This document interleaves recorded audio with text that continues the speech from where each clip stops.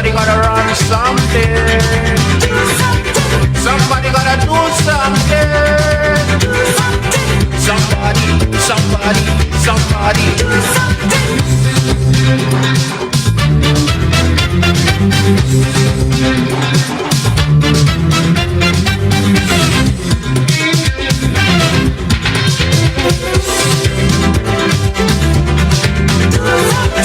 Somebody gotta do something.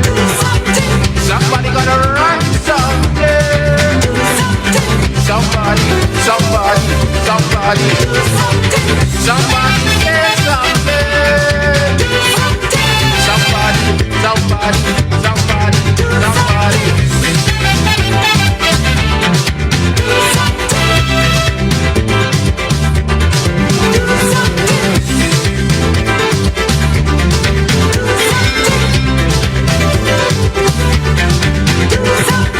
Somebody gotta do something.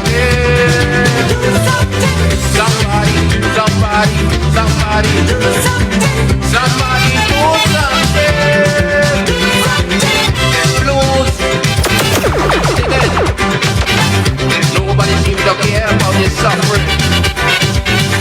Heartaches, we can kill. Sometimes it makes me feel like revolting. This thing keep going on year after year. How much more could more people bear? Somebody got to put a hand to the wheel. But who don't care? In the long run, boy, don't feel. Rio Claro, Enterprise, Candy Grande, Sando. Somebody, somebody, somebody. Somebody, somebody, somebody. Somebody run something. Somebody gotta do something.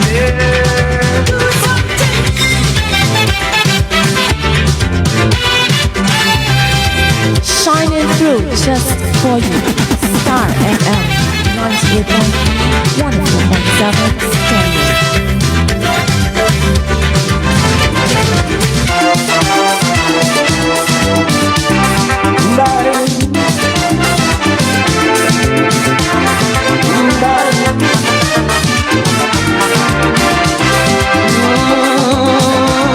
This is Urban Life.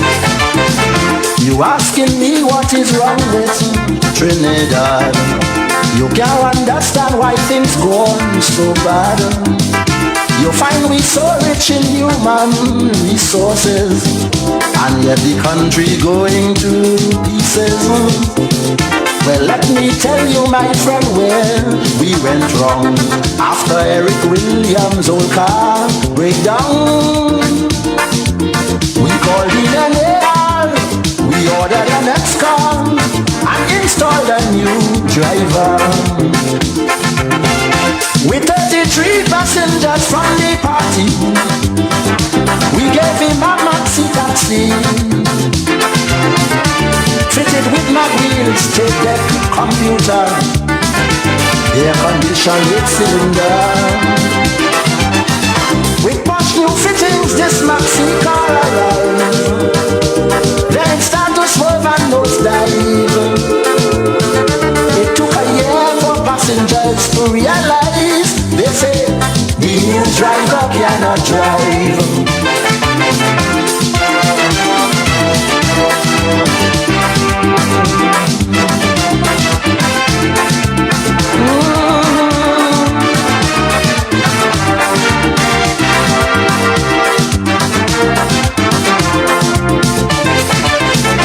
Well, of the 33 chosen passengers, Ramnath, Pandey, Humphrey and Sudama, they wouldn't let the poor driver drive in peace. They distracting him and wouldn't cease. While he driving, they hitting him some big cloud. So he stopped the maxi and put them out. And to discuss their fate, they went to drink us straight by a club called 88. The driver called his street mouth friend Flash Gordon to give him some driving lessons. conductor, pushing around them passenger. Meanwhile the car running about helter skelter. Pedestrians started to scatter.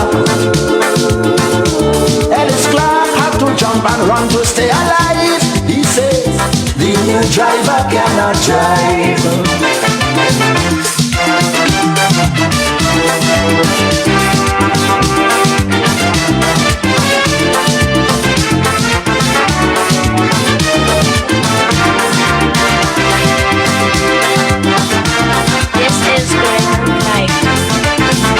You questioning me so much about the driver.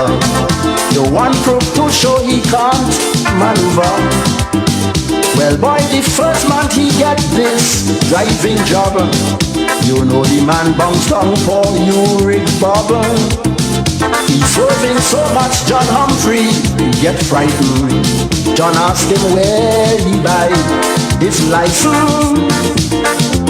And while the car swerving, John Humphrey trying to hold on to the steering. Well, some school children by the road run like hell. They lose their lunch and books as well. He driving on the fast lane and Massey Lane and felt Mr. Cola straight in the drain. He slammed the brakes on them old public servants. Some get injured, no insurance. Then he tied them up in bonds that he connived. They say the new driver cannot drive.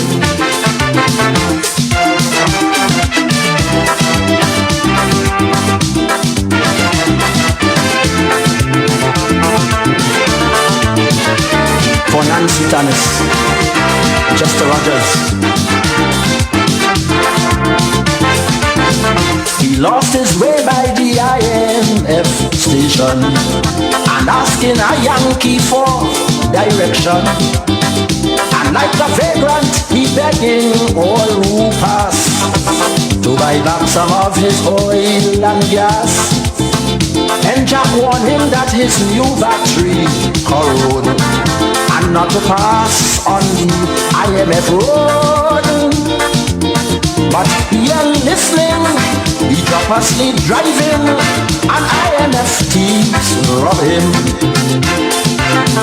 Well, I bet shelter in rain under a shop. He refused to give Lloyd a drop. Pretty and melody flat down. All right, St. Vincent and the Grenadines, I know you're anxiously awaiting, and I don't blame you. Tell you what, here comes on the records. Good morning to you, lovely Keisal, and to the gentleman right there. Oh, very old. Carlos. Always all man, the always all, yeah? All right, enjoy.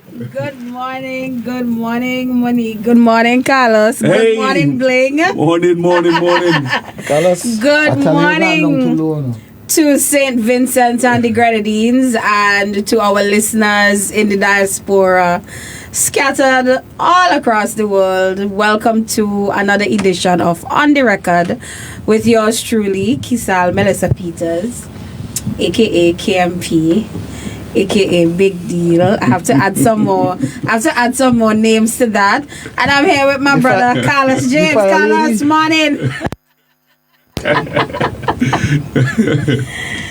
Oh my God. Good morning, Keisal, and good morning to listeners of Star Radio, those who are tuned in here in St. Vincent and the Grenadines, and of course those in the diaspora locked on and ready listening to this is our first on the record program after a short break due to the carnival season, and I'm happy to be here with you. I'm joined here again by our beautiful co-host KMP, and of course you heard how joyful she is this morning. I'm not sure what is the reason behind that, if it's because Argentina is doing well in the World Cup, but we're here, and then joined in studio we have the lovely Monique with us, as well as Bling, and I want to shout out especially the Star Radio team. They have always been doing good work, excellent work, and we're happy to be here to stream live and to share with listeners the informative educational programs here on Star Radio.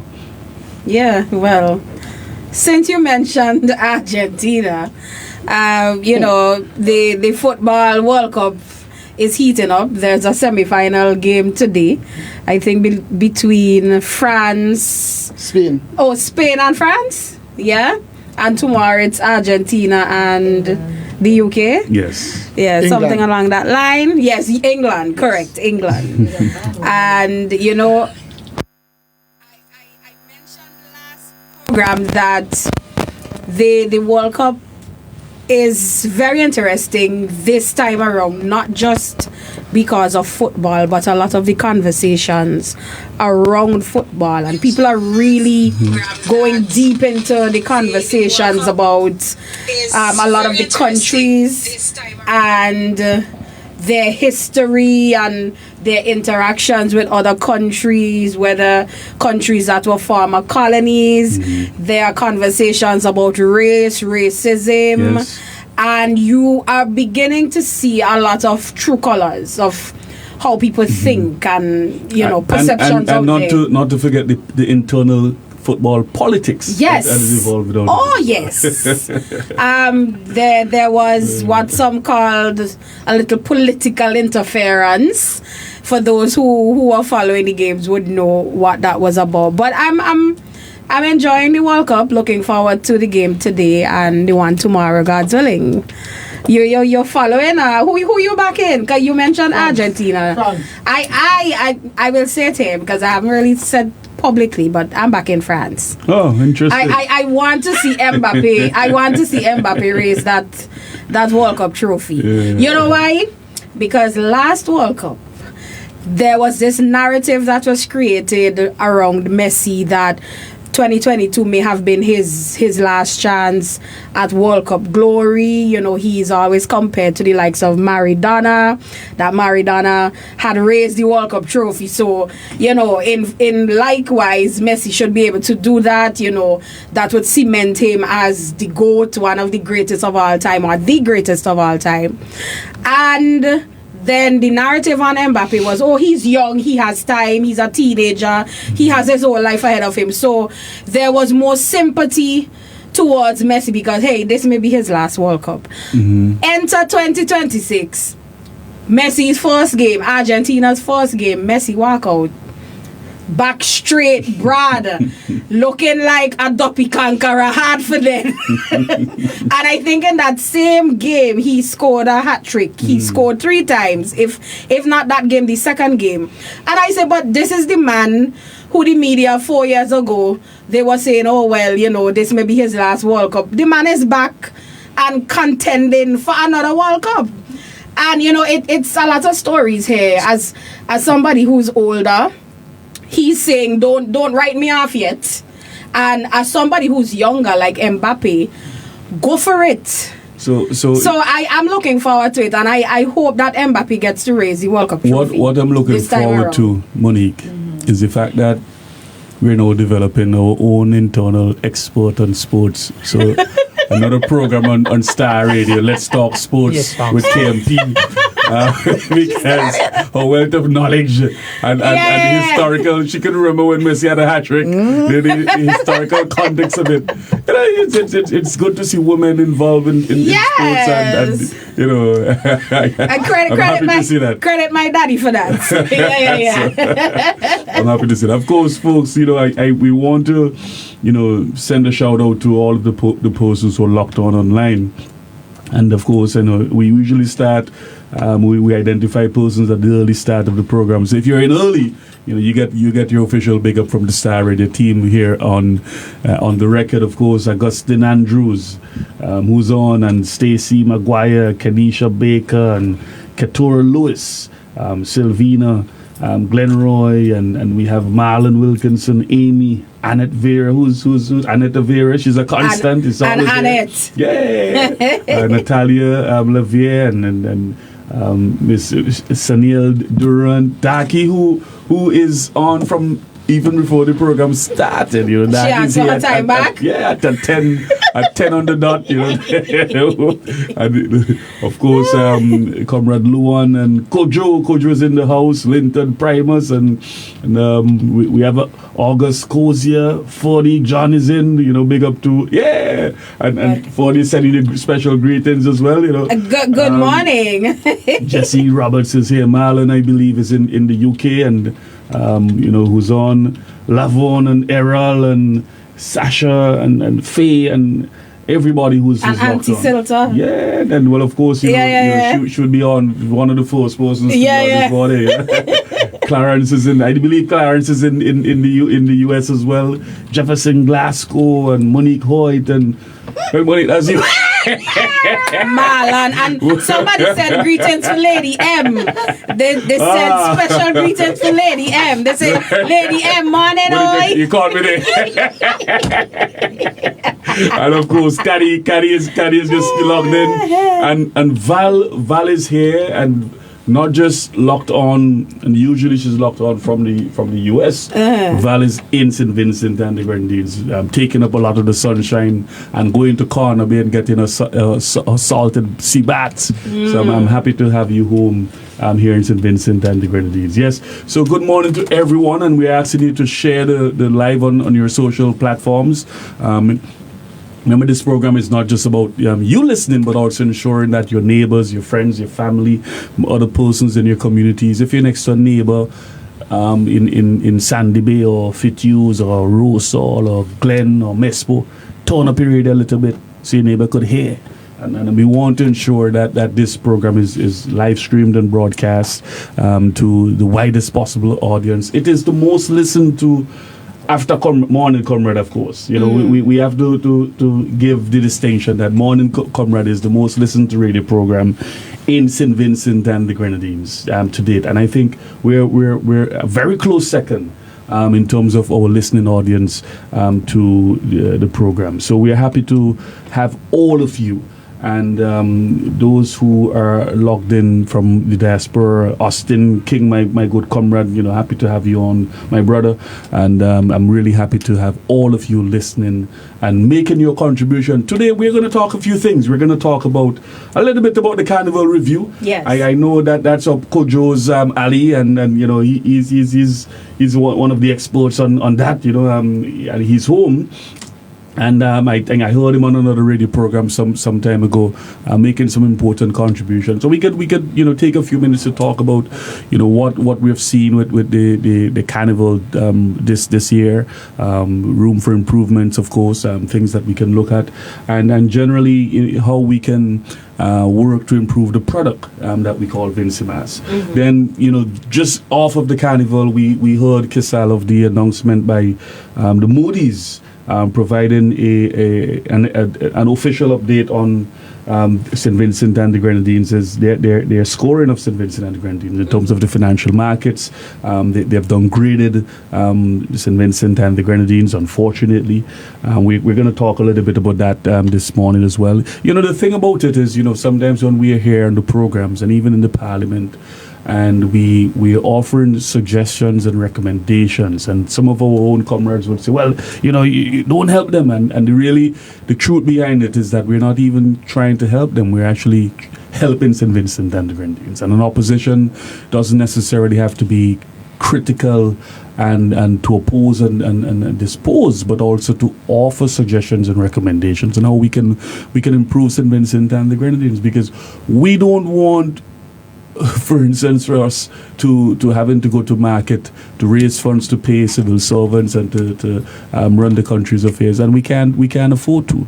We don't want to have a country where, and we're going to talk a little bit about this as well, the European Union mandating to Eastern Caribbean islands regarding the citizenship by investment program, and they have to come to a grinding halt on that very soon. We're going to talk a little bit about that as well. And we don't want, when we travel, we have to then be pulled over by immigration officials and be put in a place in a room and questioned as to our passport, or the denial of our visa-free access to certain countries in Europe and other places and so on. So we're going to have a little bit of discussion on that. And then we talk a little bit about CARICOM and some work that has been taking place in relation to its mandate. Now we've heard the development, Keisal, of the Secretary General of CARICOM. Her appointment has been referred to the CCJ. That is something that we can share. So there's a lot of information for us to go into this morning. I'm not sure if we'll have enough time to complete the entire agenda of what we have to discuss. But we can start briefly, on the discussion surrounding the views on the festival. And we're gonna this morning session, Keisal, we're gonna have the lines opened up at any time, basically, because though we have a set agenda, we want persons to come in at the various points of our discussion to share their contribution. For instance, the carnival segment. Right. I wouldn't want to open the lines when we're talking later on about the Moody's report or the CBI, the mandate from the EU, to be discussing carnival. But so we're opening the lines, Monique, and you look out for the contributions of persons. Feel free to contribute and let's hear your comments, your opinions here on the record. Yeah. I want us to look at there's a developing narrative now, Keisal, surrounding carnival, Vincimas as a product, where it is, where it needs to go, and what are some of the challenges we're having. And in the middle of that discussion is the issue of private events, the all-inclusives. Of course, yes. I was not in St. Vincent during the latter weekend of the festivities, but due to some family commitments overseas. But I've been involved as a former Minister of Culture, having an appreciation or understanding of what are some of the issues here.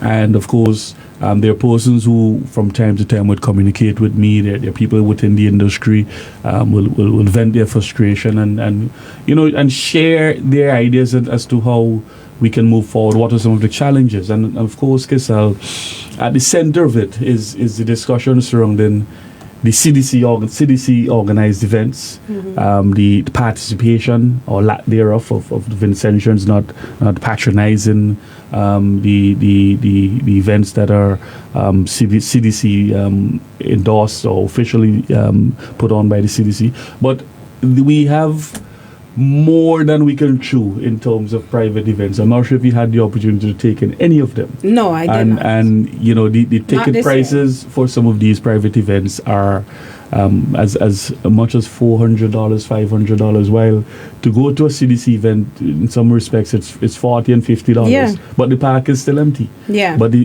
$400 and $500 events are full to capacity, where events are sold out and there's limited access. Yeah. In fact, I do know that there are persons who come here just to participate within that space in terms of the all-inclusive events. They buy their tickets online. They go to TicketPal, Ticketmasters online, purchase their tickets. They fly to St. Vincent and they do the wrong robin, so to speak. Sometimes 2 and 3 events in one day. And someone made the comment just recently that yes, the carnival is evolving. It's being shaped differently. The audience is different. The younger people have a different appetite for what is really on offer, and we can see that with what is taking place on the roads of Kingston. Before, traditionally, the discussion has been, we used to have Kingston full off with street bars and, some of the popular bars like Rick's back in the day, and then Julian's Bar and so on. Leeward Bar. In fact, this year, historically, there was no Leeward Bar, which was a long-standing bar that has been there for many years, over a couple decades. We've had this traditional type of event where people leave the rural areas and they camp out with families in Great House and Edinburgh and Sharps, and they stay from the Friday back until the Wednesday.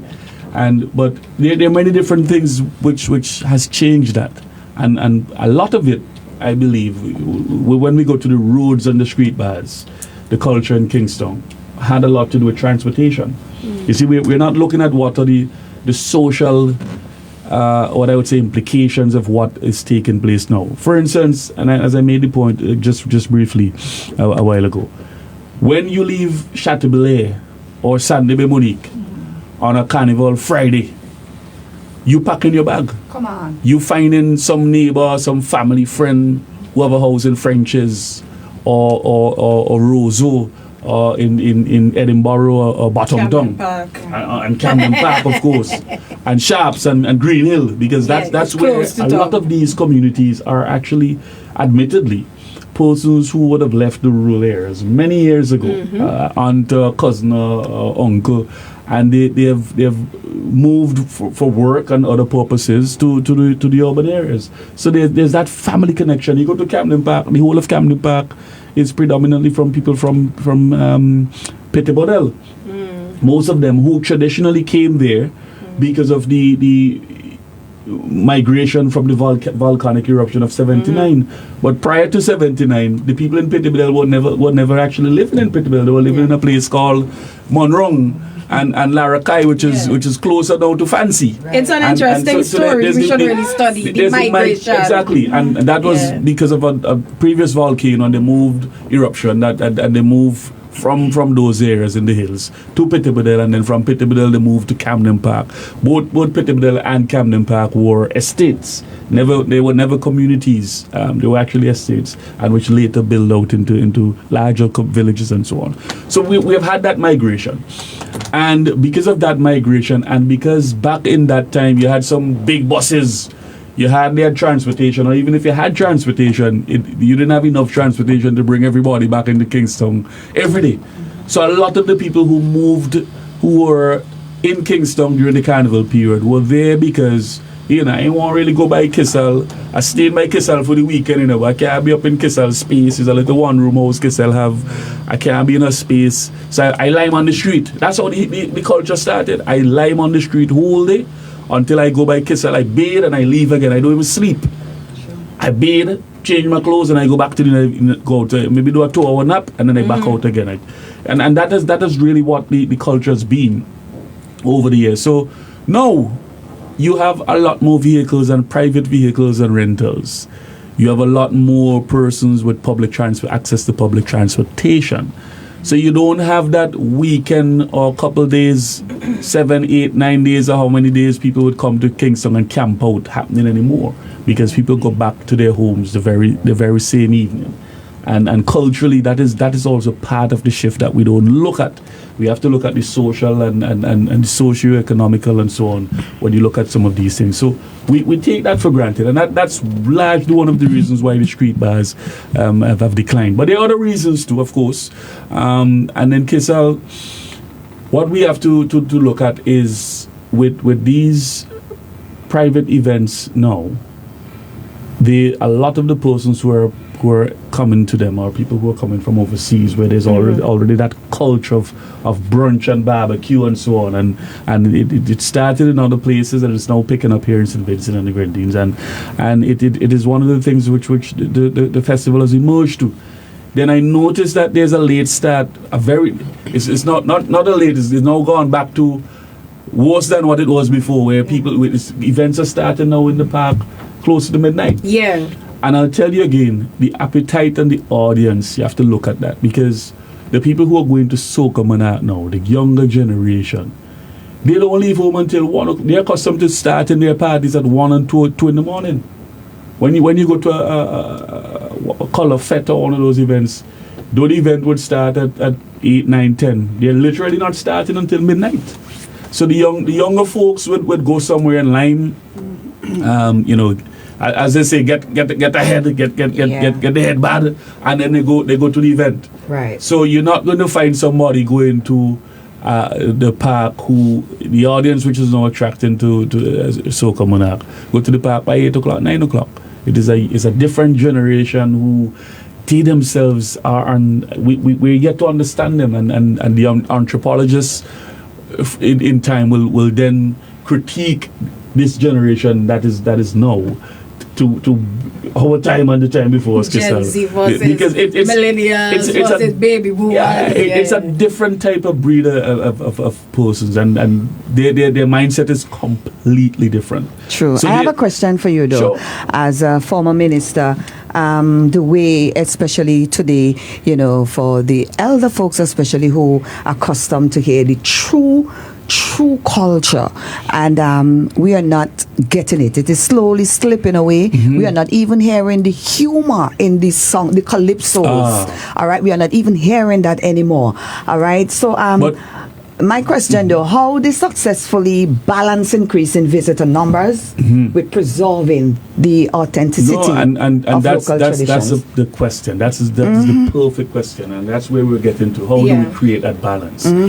Preserving our cultural components and ensuring that we ensure that visitors, when they come here, and the different type of audience that are coming, they're not necessarily coming to hear the calypsos. They're coming to have a different kind of experience, right. And we have to see how we can balance that and offset that. And I'll get to that point, but the audience, we have to look at how we can create that balance, because while the young people, we're talking predominantly about the young people, there's still the generation of middle age and older folks who want to preserve and want to enjoy and be a part of the festival as well. And it's creating that space for everyone, that inclusivity of the whole thing.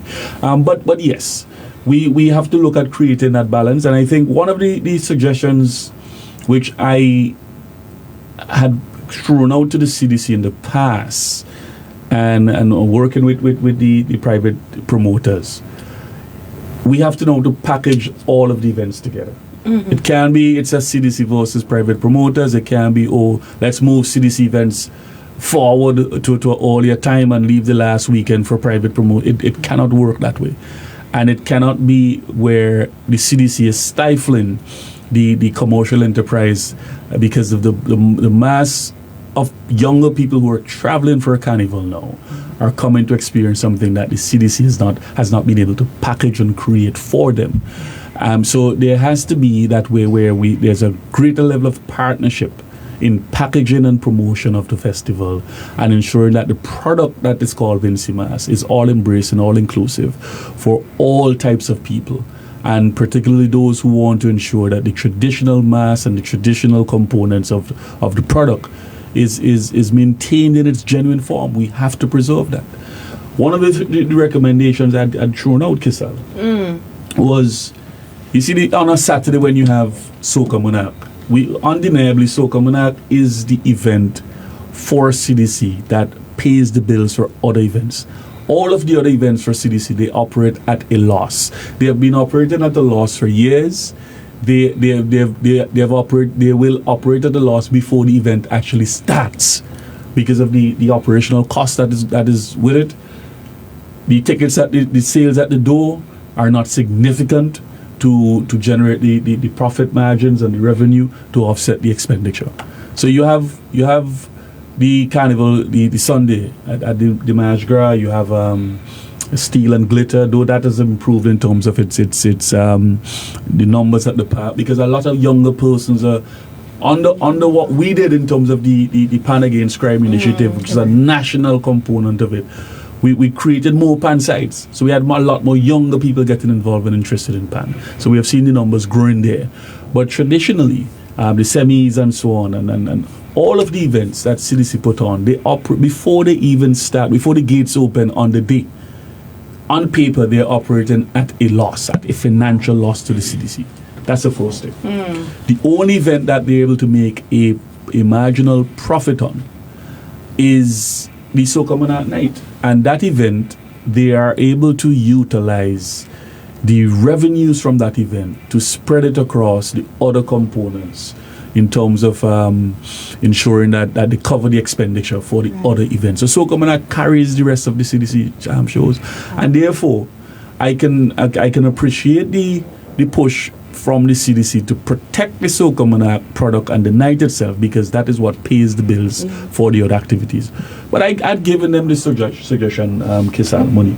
I'd said, look, these all-inclusives which are now growing a massive capacity in terms of they've sold out even before the activities start.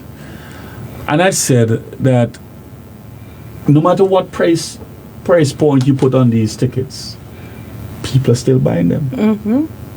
We're talking 400. It started off at 200, 250, 300. Now the tickets are now $400 and $500, and what? People are still buying them. Yeah. So I said, well, if it is that there's that draw to these activities, you put on an additional 15 to 20 US dollars on these tickets.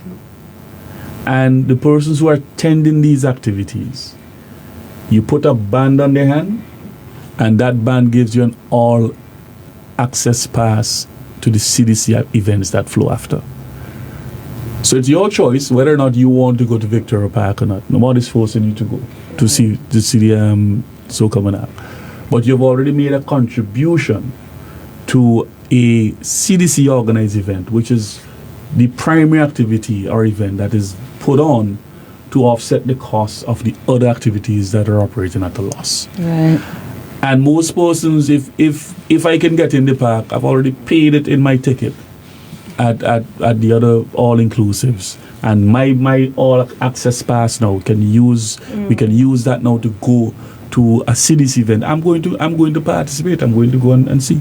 But it's up to you. If you choose not to attend, you have made your contribution. And if you can pay $400-$500 for a ticket, an extra $20 US or extra $50 AC on the ticket, they're not going to push back against it, because every year we see these ticket prices they're going up, and they may eventually move to $600 and $700, and they're gonna still sold. And they're gonna be sold. So we put an additional 20 US on it, and even discount it, because you say, okay, well, it's a CDC event, but we're subsidizing you to go to the CDC. If the CDC charges $60 to go to the park, for 50 US, for 50 EC, you can get in because you've gone to another event before, you have the all access pass. And you're going to see a lot more revenue generated there by the CDC in particular. I am telling you, I've put this information out to them before. I don't know if there was a pushback from any of the members on the board, or whether or not the private promoters had some issues with it. But it is not, I don't want us to look at it as a form of tax. It has to be looked at as a contribution to the main components of Vincimas that is driving the product itself. Without the CDC, and let's be honest, without the CDC and without the traditional components of Vincimas, the pan, the mass, and soca and calypso and juve, without that, there's no Vincimas. My final question to you. I know you're always, you're always expressing your thoughts and making sure that your department back then, as former Minister of Culture, was really, really orchestrated well and everything, right? Infrastructure, preservation and all. But when funding is tight, how did you balance, the maintenance of culture and the rest of it? Yeah. No, it's a valid point. And I noted this year, I saw, you can feel it and see it, that there was a very tight cap in which the CDC had to operate.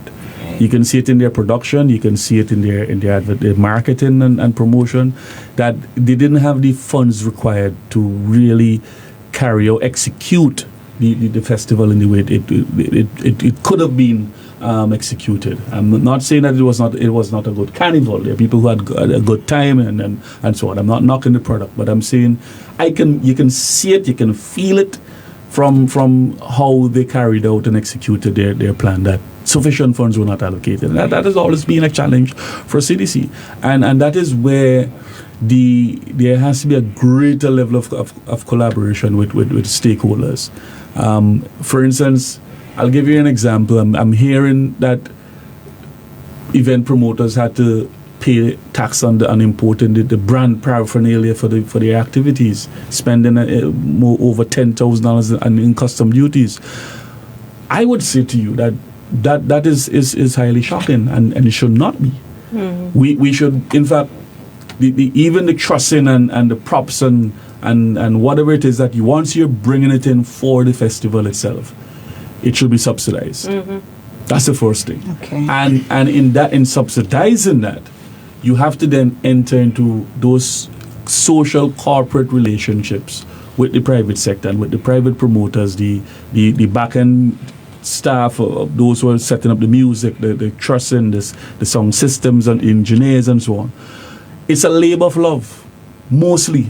And we have to see how we can subsidize them and support them, and at the same time see how they can then pour a lot of their energy and resources back into what are the main components of the festival.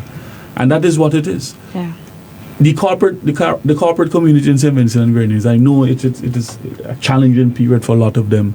So maybe you would not have seen a lot of spending, but a lot of them did do contribute. But come on, you're telling me over the years, a mass band is carrying the brand of and I don't want to single out any mass band or any corporate sponsor, but a mass band is carrying the brand of a corporate company, and a company that makes good money. And you hear the name of the mass band, and you hear they call the name of the sponsor before the band, and they have a big banner with the corporate logo and so on for the company. And when you find out how much money that they are giving these mass bands, you'll be surprised. You'd want to, but the kind of leverage every time the announcer announce the band to cross the stage, every time you see the big banner in Kingston on the Tuesday, you're hearing it on the different mediums. You're hearing so and so Star Radio, this band, to give an example. But you'll be surprised that some of these corporate entities, they give these mass men $2,500, $1,500, Dance cap, $4,000. The kind of marketing, they're looking at it as, okay, well, here's a contribution. But the kind of marketing that they do get from the festival itself far outstretches the money that they put in terms of the corporate social responsibility. And I want us to also note that a lot of the beverage companies, they do spend, but they could spend a bit more. And I'll tell you why. Because you can't measure your sponsorship on one annual activity for the year and say, look, we're giving $50,000, $60,000 this year because we only made let's say $40,000 last year, or we're budget to make $40,000, so we're giving you half of that. No. Brand visibility during the festival. It's not just about consumption of the product in the festival. It's about consumption of the product after the festival, going into the next year of the festival, and continuously. Because once there's brand familiarization, and I hear, and I don't want to pick out on any brand, but I hear KMP juice, and this is a new juice on the market, and it's 5% alcohol, and when you drink KMP juice, it's the best juice ever, and everybody drinks it during the carnival period. But you think after carnival they stop drinking? They're going to drink it after. And that is the point where you have to look at how you can leverage the contribution that you get from investing in our premier festival and our premier cultural activity in the medium and long term, as what you're getting back, as opposed to, well, my profit margin this year shows ABC, so I'm only giving you you have to look at what is down the line and the brand visibility you get now for partnering and being a part of a major event such as Vinci Mass. Yeah. So yes, we can have more from corporate St. Vincent and the Grenadines. I do know that they give a substantial amount, but they measure it in the short term as opposed to the medium to long term, which is how you really should measure it because of the exposure you get now for 2, 3, 4, 5 years down the road. You see the returns then. And as I said again, in relation to the traditional mass, and I ain't talking about Mirage and Oxygen. They're fully funded and sponsored before the event, even the Vincy Mas starts. But I'm talking about the traditional mass men who are grinding from December, January, right into the end of June to early July. Every night they're up religiously in their homes, and some of them don't even have the space. They're in their homes doing the designs and the cutting and the pasting and so on. And when a big brand, whether it's a beverage company, a supermarket chain, or a commercial company in Kingston, can tell me your name is there big on a banner. In fact, they pay for the banner. The price they sometimes pay for the banner is equal to the sponsorship they give the band. Because the banner is so big money, the banner costs $1,200, $2,500 to print. But you giving the band $3,000, $2,500. And it is not fair. It is not fair to our mass men. And it's not fair to our mass bands and our traditional components and so on. So while I do know, as I said, there's great support, there's good support from corporate St. Vincent and Grenadines. We have to leverage that support. We have to ensure that the support is sufficient enough to cover what your returns are in terms of your visibility in the product that is called Vincy Mas. And we have to ensure that. And of course, the government itself, I can tell you in my time, any application for concessions that came on my desk from any component of Vincy Mas, I would approve it. I don't know what is the state of play now, or what transpired if it did not get to the desk of the minister to be sent to the cabinet and so on. But we have to subsidize our masqueraders, our event promoters. Look, there's so many studios in St. Vincent and the Grenadines now, and there are people who are still paying duty on the equipment to come in. Mm-hmm. Still paying duty. We have to subsidize these things.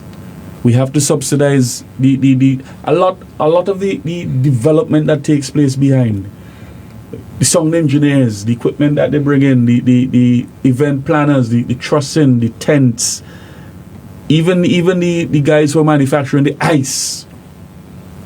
There's a lot of money in that. People don't understand the really what is behind the scenes. You don't see it. That's where the money is made. It's in the event planning, the decor, the setting up, the logistics. That's where the resources are.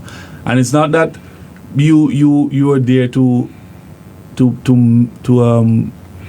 I would say to take advantage of the opening as a business person to make money, but it's a necessary service that you have to do it. In other words, if you don't get the tent, there's no covering. If you don't get the trussing, there's no stage. You don't have ice. If you don't have ice, you can't buy drinks. Yeah. So there's a demand for it. Yeah. So it's not that people are exploiting it. There's actually a demand, and that's where the real money is in terms of the festival. That is where the money is. Carlos and Monique, I want to add another component here.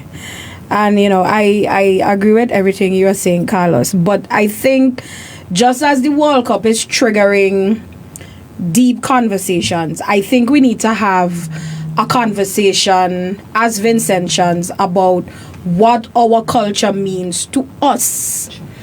And how do we as Vincentians market our country and our traditions and our culture, our festivals? How do we market those things to people outside? It's a very important question, because I'll tell you this.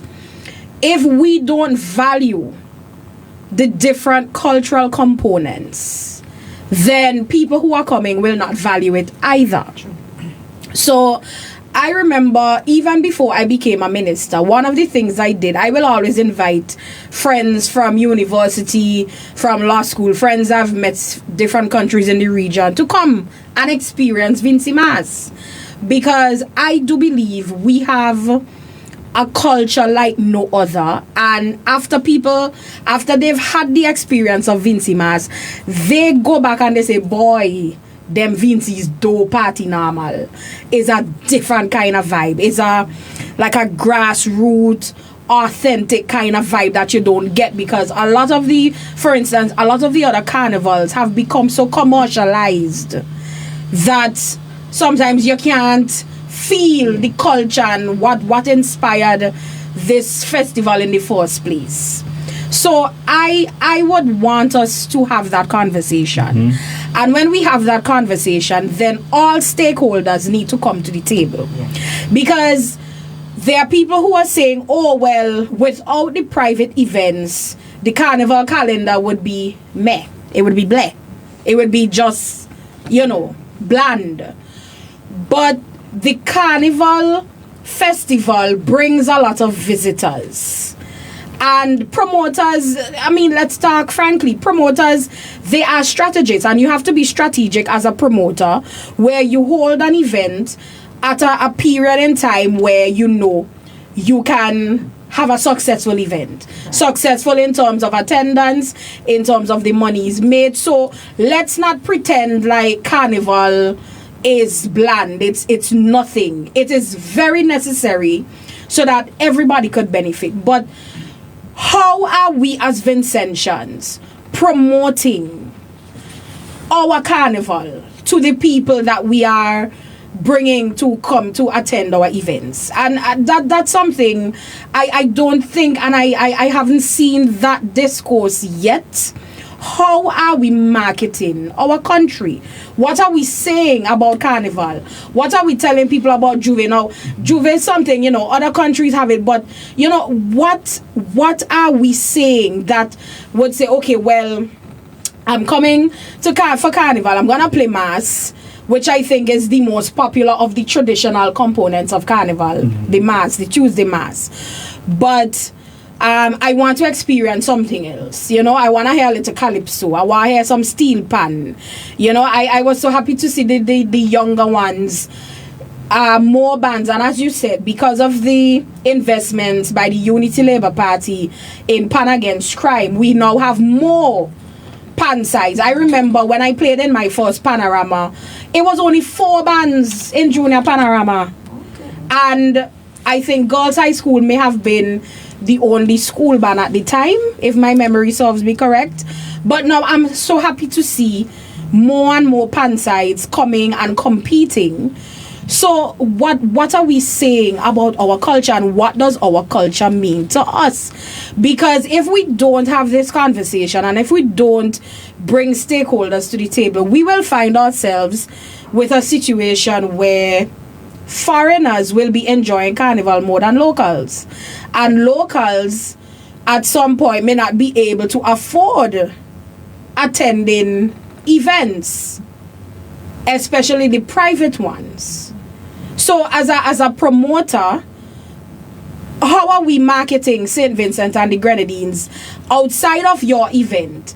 Are you encouraging your supporters, your patrons to, go to Socamona, go and take in some calypso, go and take in steel pan, jump up in a t-shirt band. A t-shirt band is something that is very synonymous to St. Vincent and the Grenadines, because in other countries, the Monday is not so much t-shirt, but we, since I was small, that we have made t-shirt band our own. And I remember back in the day, well, I wasn't into carnival, like that, but if you didn't get your t-shirt, your vex. Yeah. And you wanted a t-shirt from the hottest band, sometimes Touch Them may have a t-shirt and other bands may have a t-shirt, and so it has always been a big thing. So what does our culture mean to us? And are all stakeholders prepared to come to the table and have a serious discussion, so that, as you said, we could merge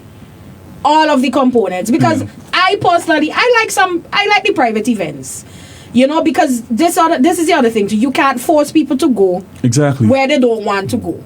So if some people gravitate towards private events, fine. And the private events are well put together, well organized, and yeah. And it's like a red carpet to wear, especially for the ladies. Let me just take this time to big up all the Vinci ladies, the local ones, the ones who came back home for carnival, the designers, looking exquisite. I love to see it. I love to see it. No, and I have to big up all the local designers. I used to get a lot of flack for promoting local designers when I was the Minister of Foreign Affairs, but... And trade. And trade, and then when I became Minister of National Mobilization. But we do have a lot of talented designers. And I remember I saw an influencer saying, listen, when all come St. Vincent for Vincy Mass, listen, hook up with a local designer because them Vincy girls don't play. They don't play when it comes to fashion. And I've told other colleagues in the Caribbean, St. Vincent and the Grenadines is the fashion capital of the Caribbean. Exactly. We are second to none. And I tell you that. So big up everybody in that regard. But as I said, we need to come to the table and we need to have a serious conversation about what our culture means to us, how we intend to preserve it, how we intend to fuse with the modern times that we find ourselves in, for our culture to still be relevant, but at the same time for it to be something that people gravitate towards. We need to have those conversations. Now, when you were commenting on the fashion designers, and I made the point to add trade because that was your portfolio. Yes. And the importance of that again goes back to the business community. Sometimes we see a job or an employment opportunity as someone who wears a collar and a tie and high heels and a briefcase. But we are enterprising people, St. Vincent and the Grenadines. We have some of the most enterprising people in the world. So when you have an event, it's not just about the promoter or the CDC or the product itself. You're talking about, as Keisal mentioned, the designers who are making these outfits for all these ladies who go out now.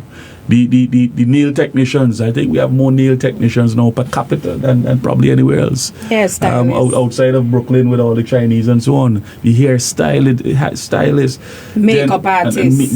They are now makeup professionals, and there are people who have other jobs, but they have a second income doing some of these things as well. And you add that now to the backroom staff in terms, as I said, the sound engineers, the production managers, the event planners, the persons who would, even the workmen who on the trucks operating, setting up the props and so on. It creates a wealth of economic activity and there's a trickle down effect. You always talk about that. And that is the point why the product itself, culture as an economic component, and sad to say, a lot of us in St. Vincent and the Grenadines, we don't value it and we don't look at it as a commercial sector. The creative economy is one of the largest. It is downplayed.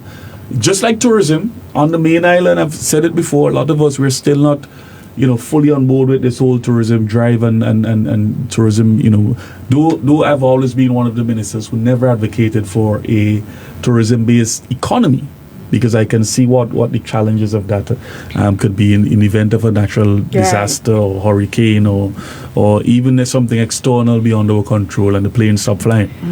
But we have to recognize the trickle-down effect in the value of some of these things. So culture also is one of those things, and the entertainment sector is one of those things where we don't give enough attention to it on the basis that it is one of the components where money is reaching the hands of working people the fastest. It also leaves the hands of working people the fastest too, because people go by the bars and they spend. But it also goes back in the hands of the working people the fastest, because there are many people behind the scenes who are able to benefit from the economic activity surrounding it. But and I want to stress the point that there has to be a greater level of collaboration and partnership with private event promoters and the Carnival Development Corporation, but also a greater level of partnership from the business community in St. Vincent and Grenadines. And I'm not knocking any of these three categories of components or persons, but to simply say we have to get it correct in terms of working together to ensure the package that we offer for Vincy Mass is one that is all inclusive, all embracing, and we can satisfy a wide cross-section of persons who are enjoying different parts of the product. There's some people who want to go to the park to listen calypso. Some people who want to see mass. And there's some people who don't want to go jump up in Soca Manak. But there are people who do not want to go to all-inclusive. But there are people who want to go as well. Yeah. And we have to create that balance. And when we do that, it is to the benefit of a larger population of St. Vincent and the Grenadines, the people who here. Those who are behind the scenes, you don't see them, but they make carnival work. The people who run the clock. Even the people who clean, the cleaners, the as I said, the bartenders, the extra bartenders, people who take up extra jobs in the night to be bartenders. Yes. Listen, the economic situation is not easy now, you know. And the travel trend is shifting too. Shifting, but I'm going back to the economic situation in the country. There are people who are in, I would call, white collar jobs, who who moonlight in nights at bars. You go to your office, work in the day, and you work on bars in the night. Right. And there are people who have an office job somewhere, but they do here on the weekends. Because then there's a need to make extra income. Let us not forget the economic situation out there is dire. It's one that is serious because, and not because of any debt that is to be repaid 40 years from now, which the NDP is giving the narrative that it's because of the debt and it's not even so much because of the borrowing to deal with the disasters, but it is because we have not stimulated economic growth by creating programs and projects as a government that is going to allow for spending and economic activity, where again the trickle-down effect is necessary and needed to stimulate growth and putting money in the hands of people. And that is why I've always said tourism and in the entertainment industry are two of the fastest growing industries where monies are getting in the hands of the working people. You don't have to wait till fortnight or the end of the month for a paycheck. If there's an activity this weekend and a man could run a bar on the roadside, or a lady can make an appointment by Keisal hairstylist to do her hair, or a designer gets a message or want to address design. It is happening because of an activity on the weekend, and they get the money right in their hand the same time. They don't have to wait till the end of the month to collect a check. And that is why the creative economy is an industry which we need to not take it for granted. We need to harness it and develop it. Listen, guys, and I would make the point, fellas like Skinny Fabulous and Problem Child, I don't think Problem Child now has a full-time traditional job. He was in employment before entertainment, and I believe so was Skinny Fabulous. Yeah. But these products of our culture and our art form, they are now full-time entertainers. That's how they make a living.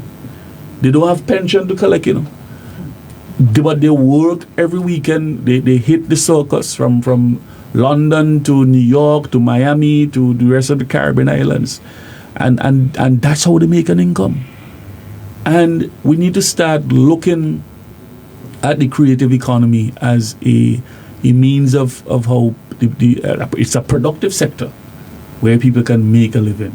But I'm not so much focusing on the entertainers, but most of the backroom people, the people who are behind the scenes. And as I said, the hairstylists and the nail tech and the designers and the men with the trussing who putting them up. And these are the people the working people who, when an activity in the creative economy takes place, they are able to have a trickle-down effect in the fastest possible way to make a living. Yeah. And that is why we have to take this thing serious. Yeah, and I think when we look at it like that, in its totality, and in terms of the private events and the CDC events as well, where everybody benefits, the small man benefits, the creatives benefit. That is why we have to try and find a balance, and at the same time we have to have the necessary conversations about our culture, our products, and how it will evolve in time. Yeah? Yeah. So, whilst we're on the topic of Carnival, I just want to congratulate all of the winners. There were various competitions in mass, panorama, all of the winners. Yeah. Congratulations. And I think the Soca Monarch King is on air this afternoon on Star. On the youth line. On the youth line. And I'm that's happy great. that he's coming on. You know, and it's his win is very encouraging for the youths. Similar to what I was saying earlier with Mbappe, the youths just have to keep pressing on. No, I'm tying it in because the youths just have to keep pressing on, keep putting in the work. And to unseat somebody like Fireman, the Triple X Mega Dog, all the names he have, big up Fireman, Morning Fireman. It is a wonderful feeling where as a youngster you can come and command the stage and win the Soca Monarch, Power Soca Monarch. So congratulations to Jasper. Fusion, I think, won in the Raga Soca category. I think that is him, Diffusion. Yes, so yeah, I'm happy to see the youngsters coming out and doing their thing. Yeah. So I think that was a comprehensive review of the festival. And, very comprehensive. I want us to go to some more interesting recent developments. And we look at what is taking place here now in St. Vincent and the Grenadines, where the Moody's ratings, it's a credit opinion, is issued on the 9th of July in relation to, that was last year, in relation to St. Vincent and the Grenadines. And following the year 2026, we have seen a recent report issued on the 30th of June 2026, where the ratings for St. Vincent and the Grenadines, like the 9th of June last year, it was a B3 rating in relation to how they rated us, and we're now downgraded, and this generally affects what we it's a rating in relation to our financial and economic stability, a country's ability to repay its loans, a country's ability to borrow, a country's ability to continue in terms of its operational expenditures and so on for the fiscal year. And what we have seen this year is a downgrade from a B3 to a CAA1 rating. In fact, it's a changing from the outlook from stable to negative. And one of the main concerns regarding the non-prime ratings was in relation to some of the experiments what we're not doing and the experiments that we're about to undertake as a country. And I say experiments because there's this conversation now about debt swaps. I recall I was in the Parliament, Keisal, during the budget, and I warned and I cautioned the Prime Minister. Then I said, listen, I know what you're reading there in your budget address. You didn't write it. And I said, I identified the individual, and I said, I know the young man who wrote that in for you as it relates to the conversation on debt swaps. It's an emergent discussion within both the climate finance space and the economic space. And I said, you have to take a look at that and what you're reading there, because you have to tie that in as to how it relates to St. Vincent and the Grenadines, what we have now, our debt portfolio, and whether or not that is something that there's a mirroring effect, whether or not it is going to be a necessary part of what you're including as part of your restructuring of the debt. And he said, and in fact I spoke to the very young man who's now an advisor to the Prime Minister in the back room of the Parliament, in the refreshments room. And I said, look, I know what you're trying to do, but that ain't going to work. I said, you're advising the Prime Minister wrong in this thing. He said, no, just give it some time, and this thing will mature, and you will see you'll see the benefit. And one of the concerns that in fact the Moody's rating agency had was the very implementation of that medium-term debt strategy, where they're looking at the idea of having debt swaps. And it denoted, Moody's said the outlook could return to stable if the proposed debt swap is completed without imposing losses on creditors. So there's a great level of uncertainty as to how the operational mechanisms of this debt swap, actually the financial architecture of it, whether it's going to see a loss to creditors and agencies that have funded the government's investment in a number of the things which we've borrowed for over time. And if the Moody's, as reputable and noted international agencies, is expressing such grave concerns to the fact that they have downgraded St. Vincent and the Grenadines, it has nothing to do with anything with the debt portfolio. The debt portfolio is manageable, because we had the debt portfolio last year. Because I'm looking at a credit opinion in July 2025. That's the point. Where we had the B3 rating and it was stable. Yeah. We had the debt last year. Yeah. And the debt last year was also growing because of the external shocks and so on we had, but also in relation to the natural disasters we had. So they didn't bring that last year. But it has a lot to do with what is happening now and how we handle that debt.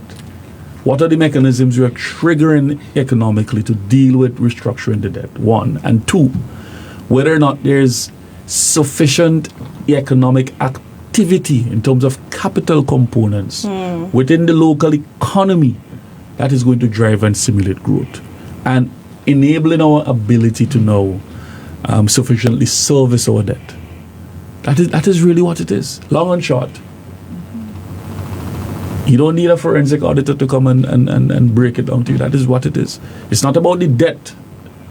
It is about what you do with the debt and what you're currently doing now to service the debt. Right. Because if there's no capital expenditure and components in the economy to generate revenue, hotels are gone. Well, the port is finished, the airport is finished. What are you tell me what are the major capital things that the government is doing? And as I said, in these small states, I heard the very Prime Minister making a very politically immature statement. Said that he's relying on the private sector to generate economic growth. And I want to say this. It's a very good conversation to have if you're in Singapore, if you're in Japan. But you see small island developing states with populations of 100,000, where the private sector is not even as large as some cities in larger states. The economy is a scale. The external shocks brought on by imported inflation. You see all these things I'm listing out here, the bullet points here. What private sector are you talking about, Lauren Friday? And not that I'm discrediting our private sector. I think we have a very growing historically traditional private sector. A lot of it, they are mom and pop operations that are handed down from generation to generation. They are not large conglomerates. The Bonadies and the Veers and the Graves for many years made up the largest component of the private sector. And then you had Couriers that came in and so on, and Courier and Hazel. But what private sector are you talking about? And even if you were to say yes, the private sector, in the short to medium term, how and what growth and investment are you expecting and anticipating to take place? So you can have that again, that trickle down effect, and to generate revenue across the country. So I ask the question again. What private sector? And that is just textbook conversation. Like you read something in some book, and you come and make, the private sector will drive it. I mean, that's a man who's out of touch with the reality of what is taking place. Because in small island developing states, with all of the external forces and factors that we have to deal with all of the challenges we have to deal with economic trade and export, and you're shutting the door at the port now, and even the very private sector in terms of concessions and so on. Mm-hmm. What private sector are you talking about that you are expecting to drive economic growth? So the Moody's rating agency has taken account of all of these things. And the kind of loose conversations that they have been making, Keisal, to sort of politicize the management of the economy. When look at what the debt that we met.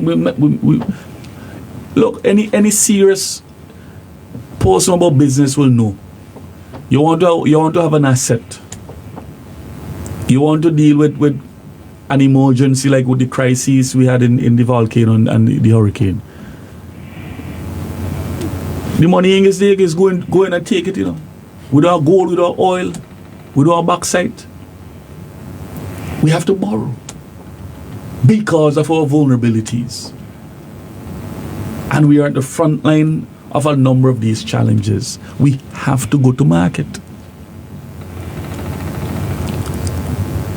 And it's not about the debt. Because if you are a housewife and you're a young professional and you want to own a house and you have to buy a piece of land first and then you have to build the house, you even build it cash, you have to go to the bank and you have to mortgage. Yeah. So you yourself as a housewife are a professional. You know how you secure financing. You have to go to the bank and mortgage. And you will shop around because you're not just going to go to the bank because the bank say, come and borrow it at 12%. You have to look at the credit unions and you see whether or not the credit unions are offering you at 6% and 6.5%, 7%, and what interest rate, the maturity period of the loan, and which one is better for you and which one you can afford. Because you ain't going to leave a commercial bank at 10 and 12%. Go and borrow from a commercial bank and leave a cooperative credit union that can give you at 6%. Not true? So you out there who listening and you in the market, you understand because you want to own a home. You want to own a piece of land. That is how it is. You're working and you can pay it off, and in 30 years time, 25 years time, you pay it off. That's all. You know exactly how that works, and that is how a small island developing state without any mineral resources, that is how it is managed. Let us be real about this. So it's the Moody's credit rating and the downgrade is not about the debt. It is about what you do with the debt and what economic activity is generated to service the debt.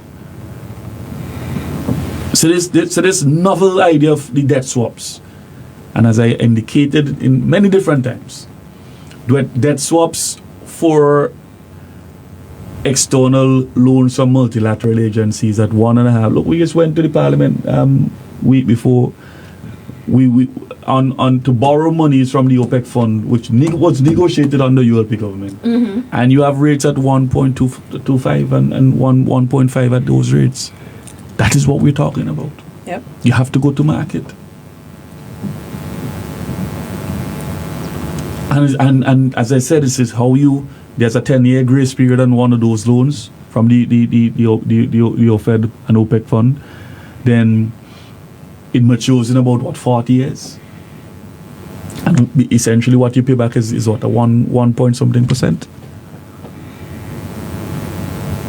So if they were so concerned about the debt, they would not have gone through with that borrowing.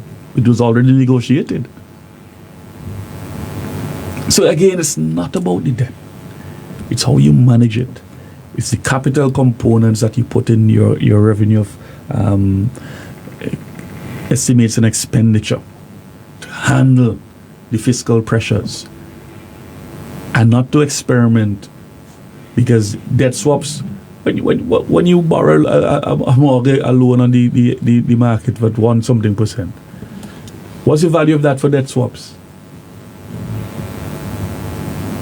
Debt swaps can work and should work when you have high interest payments of 9, 10, 12% and so on. When you go to the Paris Club in Europe to borrow money, that's the kind. Those are the agencies, the French and Italian banks that Sir James under the NDP back in the day used to borrow money from. He wasn't borrowing from CDB and World Bank and these and friendly governments. He was going to Italy and borrow from the banks in the Paris Club, and that is why we ended up in the problem in the Hall and many other challenges we had in the past.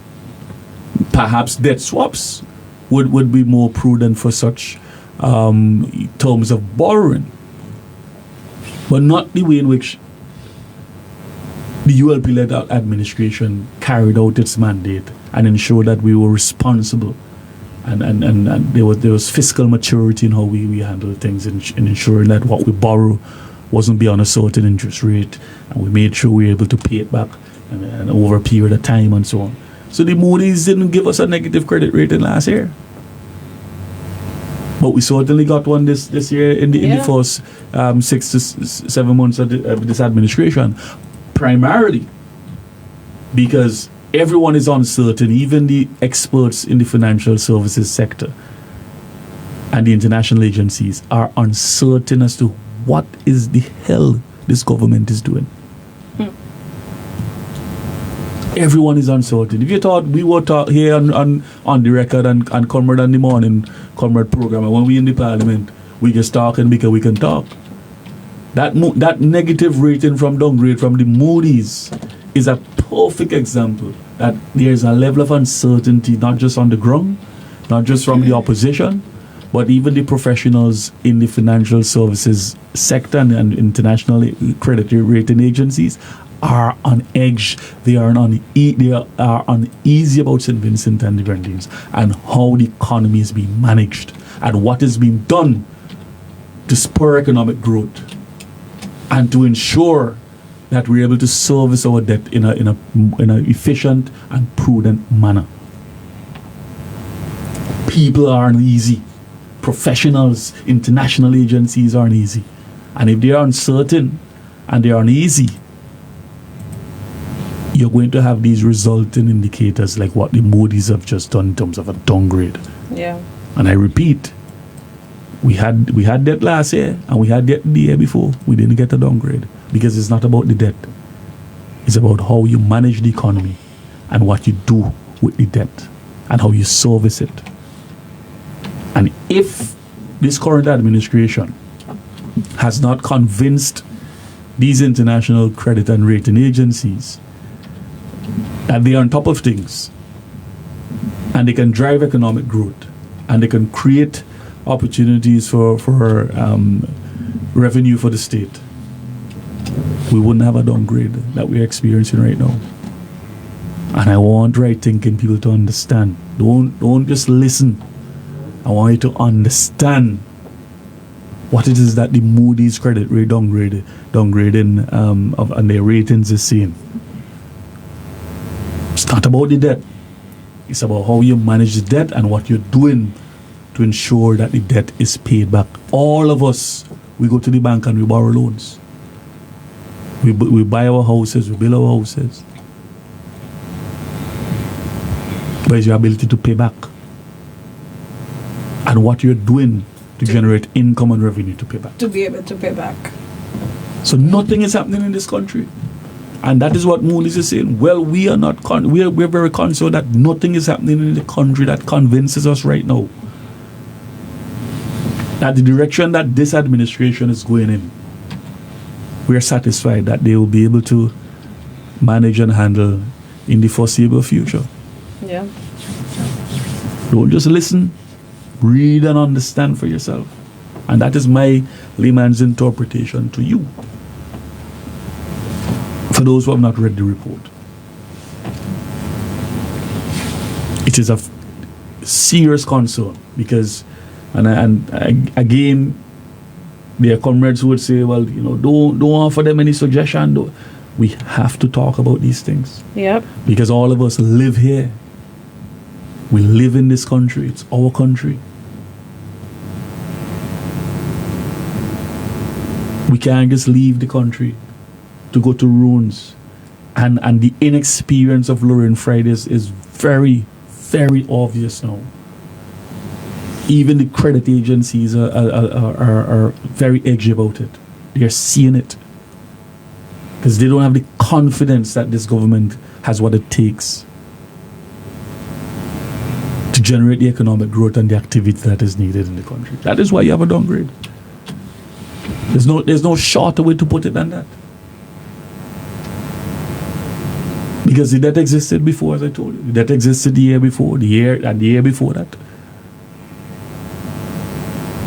And they have access to the information regarding future borrowings, So it's not that they're given a credit rating based on the debt 2 years ago or a year ago.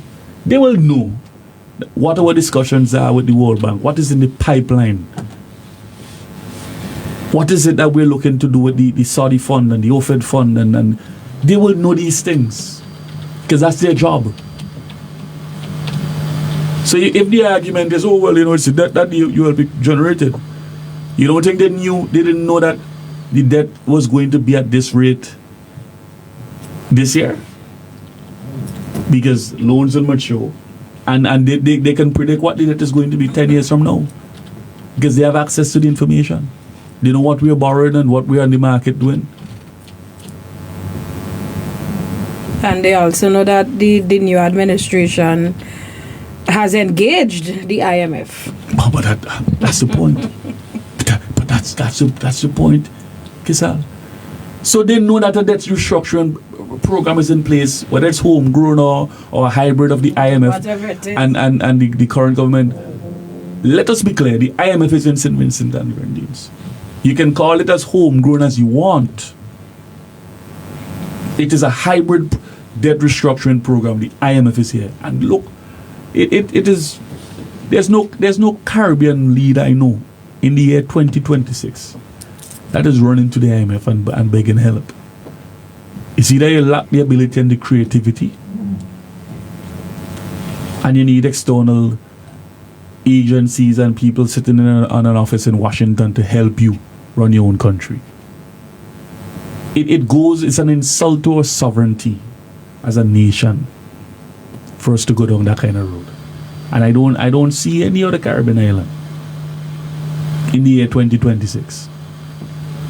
You must have some level of ability to generate revenue, to drive economic growth, to be creative in what you're doing. And because of the lack of that from the NDP, the Moody's have all the information. They know exactly what the debt is going to be 10 years from now. But it is what you do now in the medium term to turn things around and to manage and to keep the ship afloat and to sail the waters that are there because of what that was generated. So the downgrade is not on the debt, it's how you deal with the debt and how you manage and the confidence you have and people have in you to run the economy. That is what it is. It's insulting to the people of St. Vincent and the Grenadines. And to move to where we are. And there are other agencies will come out and will speak on it. And the IMF was one of the agencies who even told them, listen, we don't see anything creative coming from you. So therefore, the VAT that you wanted to reduce, you have to keep it where it is and increase the one for tourism. Mm-hmm.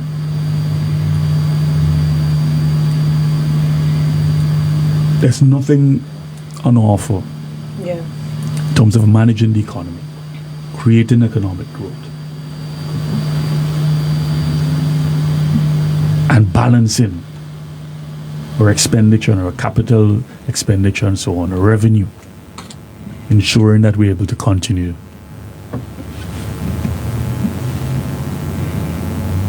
driving the economy.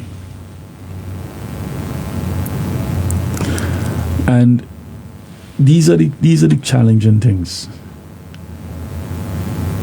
that Vincentians we have not fully appreciated when the ULP was in office, and how we were able to, despite all of the challenges, ensure that we were able to hold things together. And quite frankly,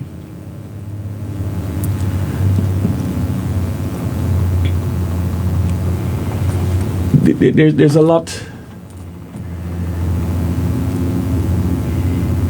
we can say about the leadership of Florian Friday.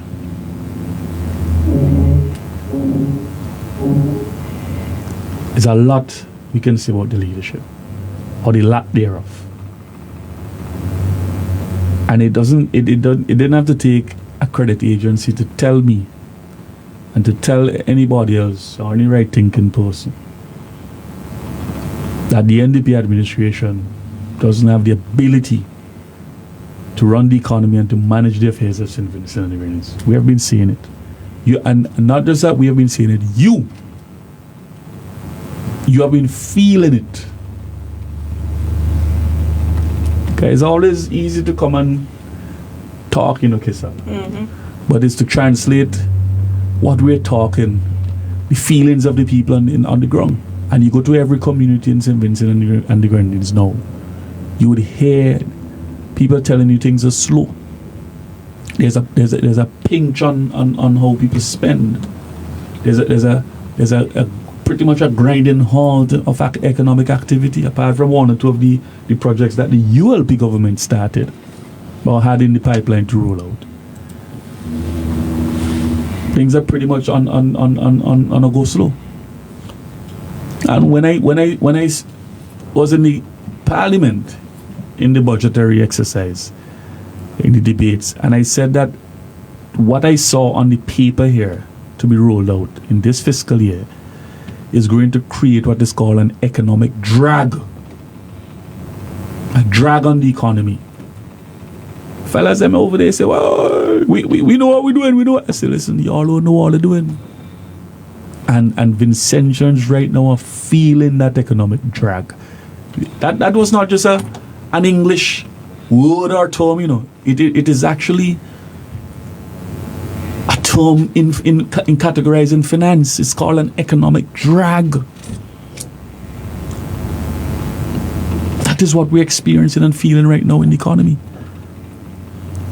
And the people who are feeling it, I'll give you an example. Keisal, usually I put $100 diesel in my tank, and I make a run up to Leeward on Saturday. I ain't going to check the needle because that's the usual run. I'll hit back on a second time, and the needle ain't gone too far. All I did was I went to Argyle, drop some family off at the airport. Then in the very next day, I ain't go nowhere else. I attended a funeral. By the time I hit Gordon in Leeward, I see my light on. I say, what the hell I see there? I'm laughing because I had a similar experience. Because you're already accustomed. Yeah, you know what the budget is. You know what you put in. Right. And how far it can carry you. Yeah. So you even checking the needle because you say, man, I make a second run.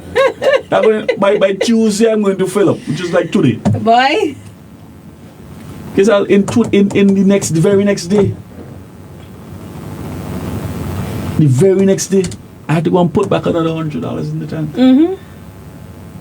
So, I say that to say, people, and I wondered to myself, but how is it people who commute every day for work, they have the car and thing, and some people carpools, some people drive, I say, but how are they able to afford fuel?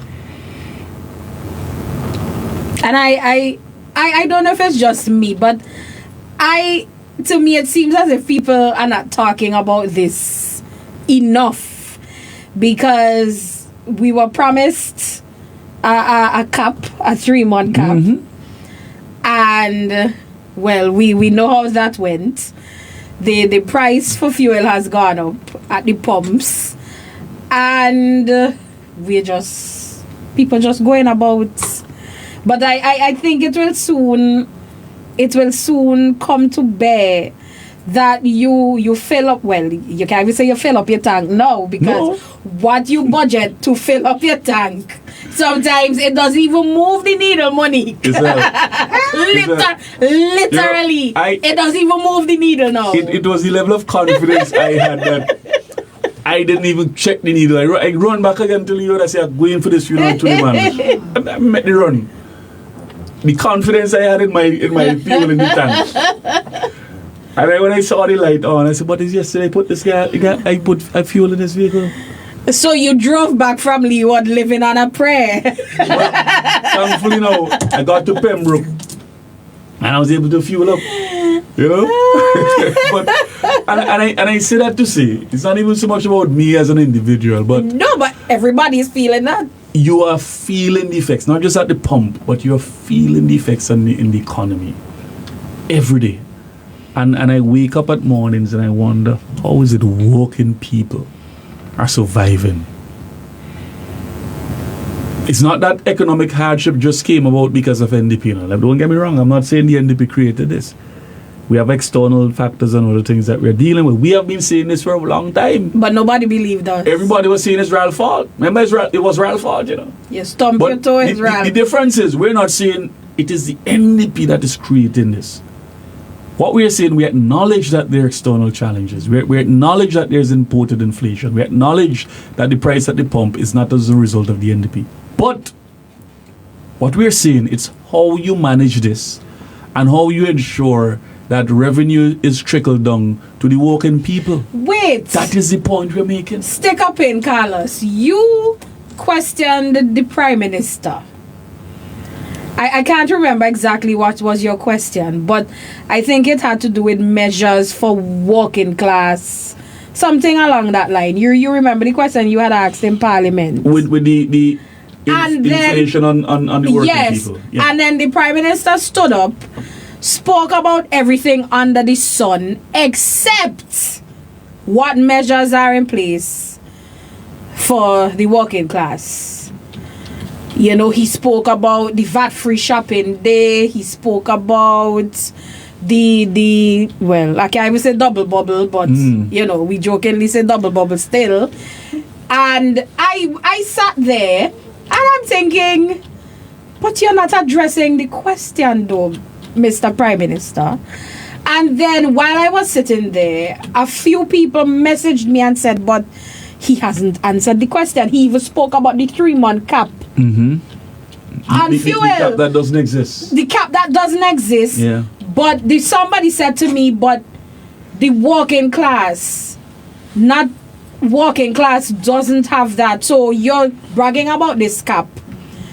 They don't have a vehicle, but it shows how out of touch he was with the question. And in his answer, I do not think that he seriously gave thought to that. And even to say, well, you know, that is something that we intend to address. But it was just out of touch. The answer was totally irrelevant to the question that was asked. It's the level of fake confidence he had in the answer. And I'll tell you why. And you made a valid point in your contribution here to that. The question had nothing to do with a broad brush a general economic approach to things that you're doing. We're talking about a specific category of people. Those who are destitute, those who are, in some instances, below the poverty line. Those who are vulnerable. And even if you're above the poverty line, the income that you generate is not sufficient enough to carry your families. Let us be honest. In every country, or even the great United States, as big as and bad as they are, they have pockets of poverty. They have pockets of people who are living on the streets. They have their indigents everywhere you go. And the question, as you rightly said, Keisal, had a lot more to do with what are the specific programs that you are generating and creating to target these categories of persons. And because he answered, the question was asked in a particular way so that we can get the answer from him, and he said, no, there was no study done. So you can't come up with a plate of solutions to a problem if you have not done the research to identify what the cause and what the issue is. So therefore, you have not done. Remember when we did your social protection budget when you were there was massive, and then you had the Zero Hunger Trust Fund. The Zero Hunger Trust Fund was generated.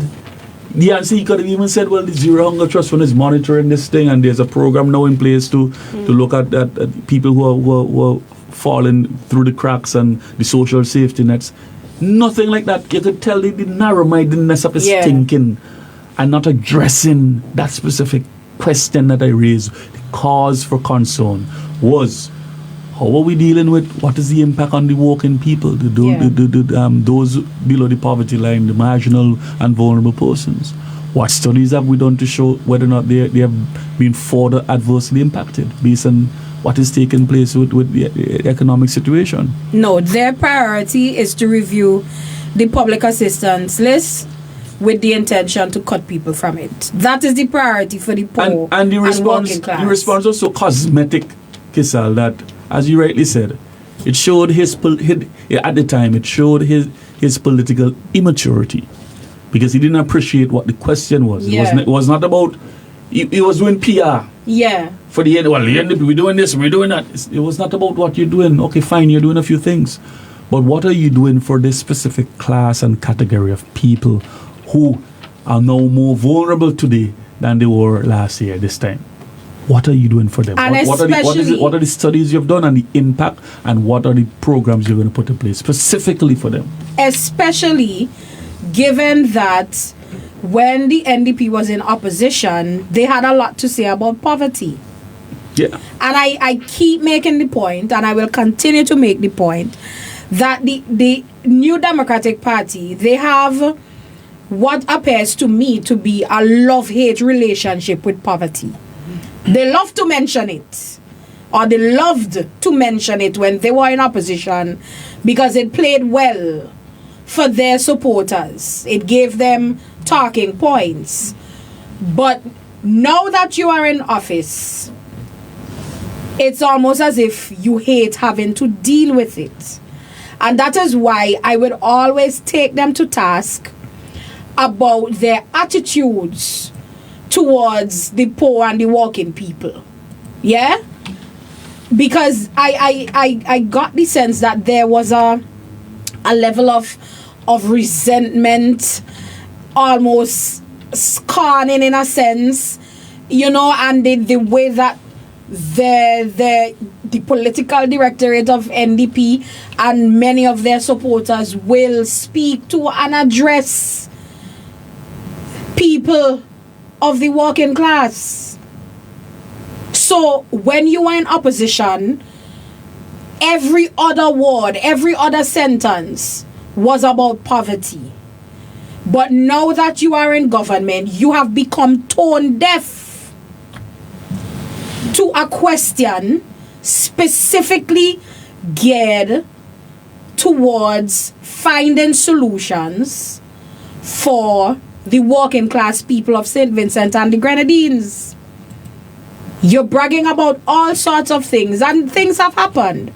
He also mentioned the increase in the public assistance. But a review was undertaken, Monique, to cut people from that list. And I have it on good authority that they are realizing that the people who are on that list are genuine cases where public assistance was necessary. So he's totally, the Prime Minister, totally out of touch. And I was very disappointed. I don't know what I really expected, but as you said, I expected a level of maturity to address the situation. Even if you say no, none has been done. But in the meantime, we have these components, the Zero Hunger Trust Fund, that celebrated 10 years. And continues to do good work. And the ministry, well, what was national mobilization, social welfare, and the other ministry, family, gender affairs, they continue to do work. Well, with the budget that they have this year, the work that they will do will be very limited. But you look at those ministries and you see what they're doing, and you can say, well, and we intend to have a study done. Because a question like that from you should trigger the Prime Minister to say, well, this is something we have to take seriously. They beat the topic of poverty. You remember that poverty assessment? You remember? But now all of a sudden, a question on addressing the issues of the poor and the working class is totally ignored and sidestepped. So that is where we are. Uncertainty in economics, uncertainty in the social fabric, and maintaining that social fabric that we, the Unity Labour Party, did a very good job in keeping together in some of the most difficult of times. And we are facing... Made it look easier. Yeah. We are facing difficult times now. But think about all that we've been through as a country. All of the disasters that we faced. And we managed to keep it together. And, we made the point last time in Parliament when we were debating the loan authorization bill for disaster risk management that the borrowings, a lot of the borrowings, Monique, were to respond to natural disasters, because as a small island developing state, we are vulnerable and we are very susceptible to these shocks. True. Whether man-made, whether natural. We are in one of the most vulnerable regions in the world, the Caribbean. It's very volatile, especially during the hurricane season. So we don't have bombs dropping on us, but these category 4 and 5 hurricanes that keep coming, they have the potential to do just as much damage. Yep. So you're being asked about the poor and the working class and the Prime Minister just is very nonchalant about it.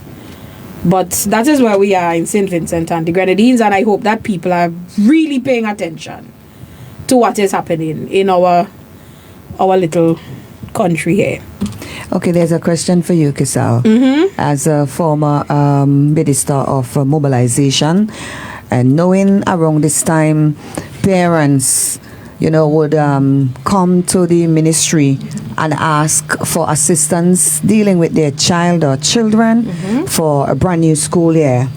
And knowing that we were never turned down, and we kept going and asking for assistance, school already closed, and we are just at the end of the road, don't know which way to turn. Now, former minister, do you have any idea as to if there is a program of such assistance?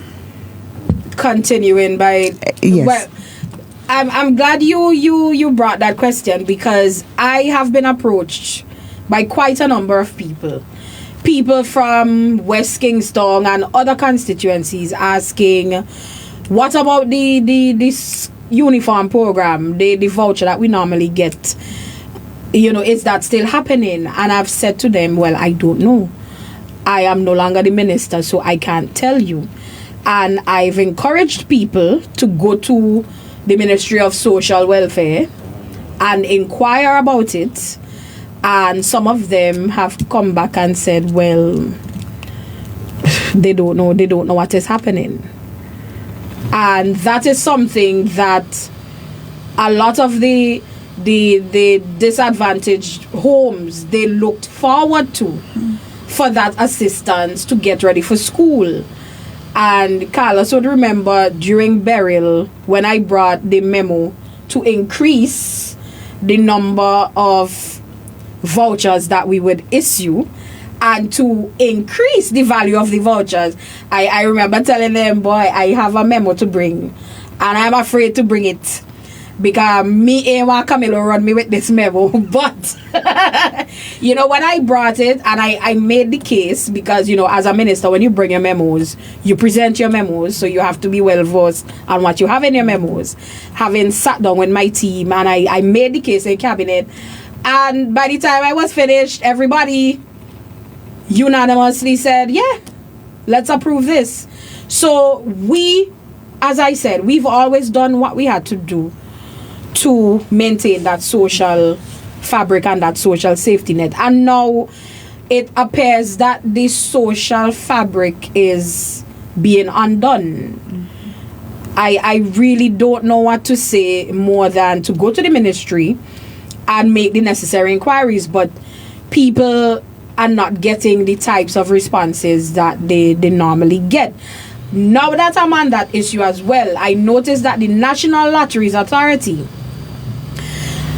which used to assist a number of our students, whether at whatever level, primary, secondary, tertiary, they have now said we are starting de novo, meaning we're starting from scratch, we're starting new. There's a new sheriff in town, things are going to change, things different now. You have to reapply. First, you have to reapply. They have also said that in instances where multiple children from one household were getting assistance. So let's say I have 3 children and they were getting assistance. They said them days they done. And attacking it local like how we talk it local. Them days they done, only 1 child per household is going to get assistance from NLE. Yes. I don't know how many people realize that and how many people read the information that was put out. So if you were on a program, let's say your child is in secondary school and you were getting it for the last 2 years, your child is now going to Form 3, you have to reapply from fresh. You have to bring in all your documents, which is not outlandish because you have to prove that the child is still enrolled in whichever educational institution. But what they have said now is that if you have more than 1 child, NLA could only sponsor 1 if you are approved, that is. So the help you used to get for that 2nd or 3rd child, you will have to try and look elsewhere for assistance. So the days of getting assistance for your 2 or 3 children from NLA, them days they done. There's a new sheriff in town, things change. And I know that NLA assisted hundreds of children in getting them organized, paying school fees, helping with uniforms, etc. That now they're not getting that. Wait, let me see now.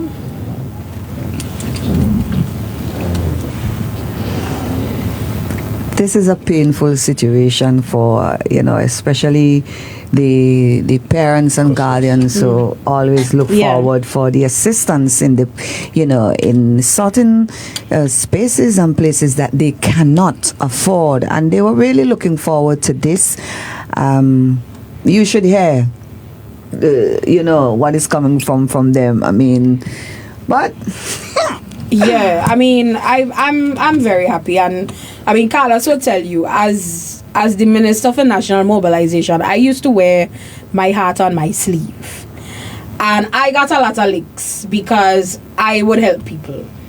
As Minister of National Mobilization, I was everybody's minister, regardless Whether you came from North Windward, South Leeward, East Kingston, West King, wherever you came from, I would try my best to assist. And if I couldn't do it, I will reach out to another entity to see whether they can assist.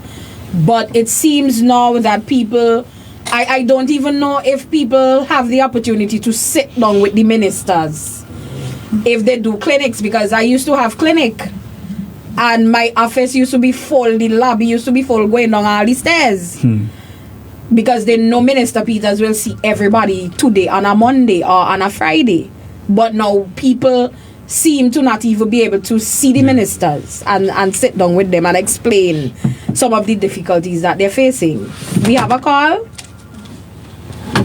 All right, we're going to open the lines, and of course, persons, you're free to make a contribution, and those who are listening and wants to add their voice to the record.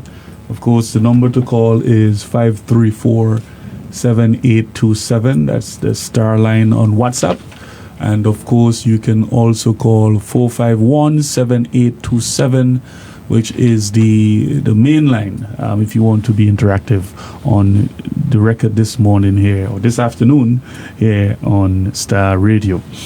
Keisal, I want us to turn to another indirect but direct point that connects and affects us here within the Eastern Caribbean, and mostly St. Vincent and the Grenadines, because we heard the narrative of the NDP in opposition was that they were going to turn everything into gold, and how they were going to finance this was through the Economic Citizenship by Investment Program. And strange enough, I'm now, because I do a lot of regional work as well, I travel and I'm meeting with people who are in the space. We have a call in the line. Yes, caller, welcome. You're on the record. Hello? I think we lost that call. It's still there, we're not connecting. Not connecting. Okay, we have some technical difficulties, but if you can hang up and call back, and persons who are calling, keep trying the lines. The number to call is 534-7827.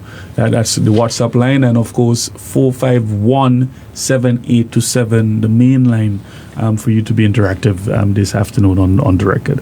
So I was making the point that they were going to take a wand and turn everything to gold. And they were going to finance this by virtue of the Citizenship by Investment Program. And when I am out there in the space, I meet with people who are legislators, who are in government, in not just in government, but in the space as it relates to the same CBI. And a lot of them are saying, well, is St. Vincent and the Grenadines serious that they're now going to come into CBI when we can't even keep it open in our countries? That's what some government officials are saying. And we have a call on the line. Yes, caller, you're on the record. Go ahead. Hello? You're on the record. I think we still have that challenge. I don't know if it's a technical issue. Persons are calling but they're not able to get in. Hello, you're live on Star Radio. Okay, let's try this one on here. Go right ahead. Yes, caller, you on the record? Good afternoon, Minister Government. Good afternoon, everybody. Good afternoon. Hello? Hi, good afternoon. Yes, you're on the record. Listen, you continue speaking. Don't listen to your radio. There's a delay. Hello? A 5-second delay there. Just continue speaking. Are you hearing us? John, you're not listening to... John, you're not listening you to the phone? You can hang up and call back. Hang up and call back, yes. You can call back. So I was making the point that a number of our colleagues in the region, Keisal, who are in this CBI space, are saying to us, listen, y'all can't be serious and Simmons to be now coming at this thing at the midnight hour. I said, we are winding down and trying to get out of it. And I said, no, well, it's not just that we're trying to come in, I think the everything that the government said they're going to fix in St. Vincent and the Grenadines now is going to be fixed through CBI. And the fellas in the region, their eyes open up, they put their head back and they say, what the? This is madness. I said, no. I said, I'm being serious. That is what they're saying. And these are professionals in this space. There's a call on the line? Yes, I think, yeah. Yes, caller, you're on the record. I'm being serious. That is what they're saying. And if you can tone your radio down, caller. Professionals in this space. We're not hearing you. I think we have a technical issue. No, there. you're good there. Okay. I was hearing myself twice. So yes, that's a terrible one. Yes, you continue. Bing, I'm barely hearing the caller. But they will call back. I want this caller to call. The voice sounds familiar. I'm hearing it. I want him to return the call. And Bling, I'm telling you, out there in this space, I think that's the caller coming in. Go right ahead. Yes, caller, you're on the record. Hey, caller, do you hear me? We're hearing you. I'm not sure if the listeners are hearing Bling. Barely. Because I'm barely hearing. Yeah. I'll just do some adjustment. Okay, yes, you go ahead. You go right ahead. I tried 3 different ways and it's the same problem. Mm-hmm. You're not connected. Okay, I'm hearing you. So we're hearing you now. Contribution. Yeah, but you guys are way in the background. We're not. It has to be interactive like that. Yeah, I'm hearing you clearly now. Very clearly now. I'm not sure if we've resolved that technical issue on your side. Anyway, let me just say. Now, I was listening to you earlier talking about the only profitable event in Carnival for CDC is Toka Monarch. And it kind of offset the other shows. Is that what you said? That's correct. Mm-hmm. All right. So I'm wondering why, if CDC controls the Carnival calendar, why can't they carve out a space for themselves to do an all-inclusive show? Seeing that is the way some of these patrons want to go. Because, I mean, it seems like the participation nationwide is down, but the imported crowd prefer this route of going through an all-inclusive. Why not offer it, CDC? And they can offer it collaboratively with some of the private promoters as well.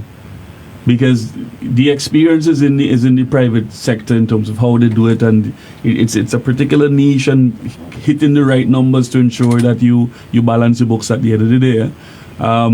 So it is something that they can do in partnership, and that's the point I was making. There's need for a greater level of collaboration, both private and sector and the CDC, but also the private promoters as well. There's room at the table for everybody. You there? Yes, I'm hearing you. I'm not sure if you were able to hear me well. All right. But the other thing I want to talk about, I'm not really hearing you, so we can't really have a smooth conversation. I could barely hear you in the back what you're trying to say. But the other thing I want to talk about is late April, the Prime Minister had an address concerning the rising fuel prices. And in that address, he mentioned a cap on fuel prices for 3 months. And also, he mentioned a 30% discount on fertilizers for the farmers. Well, very quickly, we realized that 30% that discount for fertilizer was a hoax, because that was never implemented. And then within 30 days, he lifted the cap on the fertilizer. Not on the fertilizer, on the fuel. You hear me? Yes. You continue making the contribution. We are hearing you. Right. So it is having somewhat of an effect where what he says nobody believes. Very early in the game now, that he's becoming a person you can't take his word for anything. And I guess it started from last year with the double bubble, because his word is now not becoming his bond. So if that is happening on the local scene internationally, you could see where that is going to take effect. Where if he goes to lending agencies and he has no credibility, you start seeing, lending agencies will start saying, well, I don't know about this guy and his government. I don't trust them. I don't trust they will pay back the money. So Moody look at that, it's just like a regular credit rating here, and say, you know what, this guy is a risk. Let me downgrade these guys, because we really can't do business with these guys. That's the layman's way of putting it over, because a lot of different people listen to the program, and sometimes everything gets lost in translation. But it seems to me as if we have a credibility problem in Simmons. Not just a credit problem, but credibility problem. You heard me? Yeah, we heard you perfectly, and I like that. We're allowing you to make the contribution, because you said you're having difficulty hearing us, but we're hearing you very clearly, and the listeners are hearing you. So we're allowing you to make the contribution. Everything is So the farmers now, on the farmers side, they don't trust this guy because there's no 30% at the input warehouse. I mean, I know farmers who have gone there 3-4 times and asked for the 30%.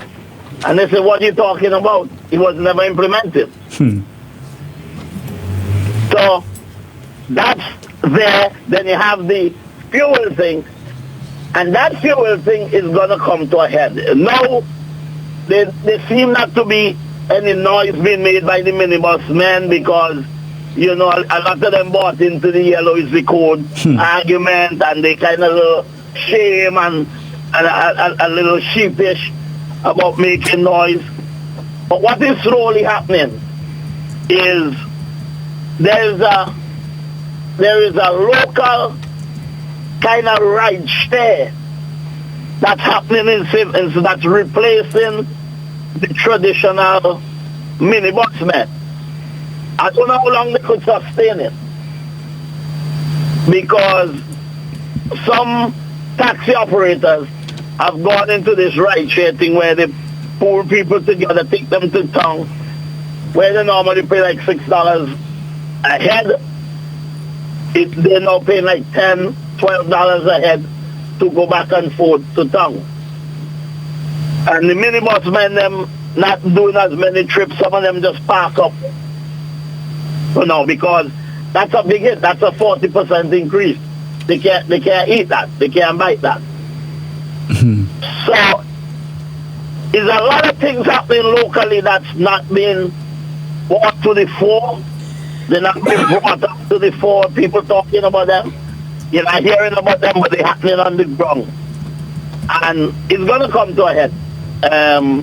Because, again, there's an honesty problem, credibility problem, and now we have a credit problem with Moody downgrading us. So there seems to be some issues happening right now. I don't know if it's learning curve. I don't know what it is, but there's something happening that wasn't happening before. Yep. And I think it has a lot to do with the people who are at the fore, and whether or not they have credibility, if they're honest with the people. They're not. They're kind of being shady and working underneath. You don't know. They're not clear. You're giving out contracts. You don't know the size of the contracts. Everything seems shady right now. But it can't go on forever. At some point, it will be exposed. So we got to keep an eye on that. Definitely, I agree with your comments and your contribution. I mean, it's something that we all have to monitor and see what is taking place. All right. Thank you. All right. That was a good contribution. Yeah, very good contribution. Thank the caller for that. You know, and even with that fertilizer issue, you remember we had a partnership with Morocco for the farmers to get free fertilizer. You know, we spoke about it right on this program. Yeah. You were giving a 30% cut on fertilizer. We're distributing free fertilizer to farmers. And now farmers are being told. And just a year ago, them ain't nothing but that 30% thing. They can't get 30% discount. Yeah. When they were getting fertilizer for free. Yeah. So I was making the point earlier, Keisal, regarding what our colleagues in the region are saying. Well, how is it that St. Vincent and the Grenadines, they're now winding up their CBI program? And how is it that St. Vincent is now talking about they coming into the program? And I said to them, look, it's not just that they're now coming in. It's that everything that they're going to design, that they're going to do, that they promise to deliver, is based on the source of funding from the CBI. And one colleague he put his head on his hand, his hand on his head, and he put his head back, and he said, "What is this?" I said, "Yes, that's the reality of what it is." And I want to go. We'll take a call when you finish with your point. To the issue of what the EU is now saying, and this is when you know the EU is serious. We have been hearing the conversation from the European Union and winding down the CBI. This time last year, Malta officially abolished their citizenship for exceptional services by direct investment program. Now, Malta, which is pretty much closely aligned with the EU, part of the European Union. And if we were seeing, well, the hypocrisy of this thing is that you're pressuring these small island states, but Malta and places like Georgia, they're able to operate their investment schemes and programs like that still. So why are you not putting the pressure on them? The EU told Malta, say, listen, you have to wind this thing up. And by this time last year, Malta literally pulled the plug on their direct investment, citizenship by direct investment program. Right? The EU now said to EC Islands, say, listen, we're finishing up with Malta and we're coming by you. And we want you to close off your program. And we're giving you until 2028. We know we can't just pull it from you because a lot of the countries now, predominantly a large component of their capital investment development programs came from CBI. And that's what we were warning about and what Comrade Ralph was warning about all these years. I say you cannot rest your country's hopes and future on CBI. It is going to be a poorly calculated risk of epic proportions. So the EU is saying, look, we ain't going to just press the button on you now because we realize that you have to wean off of this thing. A lot of your economies were highly dependent on it. We're giving you time to diversify and to move yourself away from the and by June the 1st, 2028, that is when we want a complete phase out of this thing. No later than June the 1st, 2028. Or else, we're going to put in place a visa suspension mechanism to shut you out of the European Union. Because we realize you're using your passports to sell to people who we want to keep out of Europe, and you're selling them your passports who have visa-free access to come in. Yeah. And therefore, we're going to shut you and your citizens out, and you have 2 years to clean this thing up. Remember the CBI. The CBI is such a glorious savior for the NDP that even the development bank that they want to bring, which we warned about, which the IMF cautioned about, they said, we're going to find money to finance it. The CBI is going to finance the development bank. that we're going to put the CBI money in the development bank. And the IMF didn't song. I mean, I don't want to song like an advocate for the IMF, but the IMF didn't song too crazy about CBI either. Yeah. You know? But it's the reckless nature of the program, the volatility, and how it opens up your country to risk, enormous risk. And it is not a safe mechanism for raising capital. It may be helpful. Admittedly, there are countries who are benefiting. I'm not going to say no. But you cannot be so miscalculated in your judgment to think at this stage that CBI and the monies derived from the Citizenship and Investment Program is going to be the savior for St. Vincent and Grenadines, because the NDP campaigned on it, and every policy program and initiative that they, including the Development Bank, that they are going to bring to fund capital programs in the country is as a result of CBI. They say, oh, we're going to double this because of CBI. We're going to light all the playing fields. We're getting the money from CBI. We're going to give you a development bank. We're getting the money from CBI. We're going to pave the streets with gold. How are you getting the money? CBI. Well, when I had said during the estimates, CBI was like the answer. After your point, we take a call. Yeah. CBI was like the answer for all, and it was gonna be the answer to all problems, and they almost eat off me head. Friday jokingly said, I seem excited about the CBI than him. Not recognizing that we are on the alert and very cautious and on edge about the recklessness and the nature of how they intend to run the country. And just to make up another point, I have seen on social media in the comments people saying, oh, well, who are go over there anyway? Who are go Europe anyway? We not go over there anyway. Listen to me. And some of the people who are saying this are people who I know are professionals, who are well-traveled, and who have gone to Europe. But they are convincing other people who don't have passport. Who don't have passport, and oh well, you don't need to go there anyway, but you don't go there. Yeah, but you know, but and they're also missing the important point of the CBI, why it is lucrative. People are not buying your passports to come to your country. They're buying it so they can access these other countries in Europe and other places where there's visa-free access, so freedom of movement. That's why they're buying the passports. These would-be buyers, passport buyers, they want to access Europe. They want to access where their passports can take them. But yet we are taking the access we have to these countries for granted. And you're right.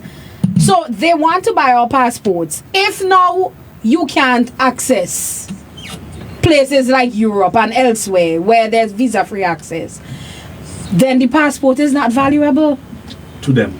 It's not valuable to them, and our passport will not be valuable to us either, because people keep forgetting. You have to value the passport that you have. And my Vincent Chan passport is the only passport I have, and I value it quite much. You're that Canadian one? No, I don't. Vincy born and bred, Vincy gal to the bone. So I want to know that I have my passport. I could go to Europe. Vincent Chans could do a Euro trip that some Caribbean countries can't. You could drive from Switzerland to France and from Spain to Portugal because you have access. And there are Vincent Chans trying to convince other Vincent Chans, oh, you don't need access. But the would-be passport buyers want the access. And it's crazy. It is the do we have a call online? You tell me, Blake. It seems like the caller was there. The caller is still waiting. Well, I said, Keisal, after your point, we'll take the call. And the caller patiently waiting. Thank you very much. Welcome. You're on the record. Hello? Hello, go right ahead. We are listening. You're live on Star Radio. On the record. I thought maybe you all are not taking people who don't support ULP, but Donny, you could have supported Labour more than me. And I'm only saying here, I'm only calling to give you guys support. This is Mr. Hamilton. I'm ULP more than any of you. Labour more than any of you. And I have given support to NDP, and I just called to tell you that, you know what is so painful.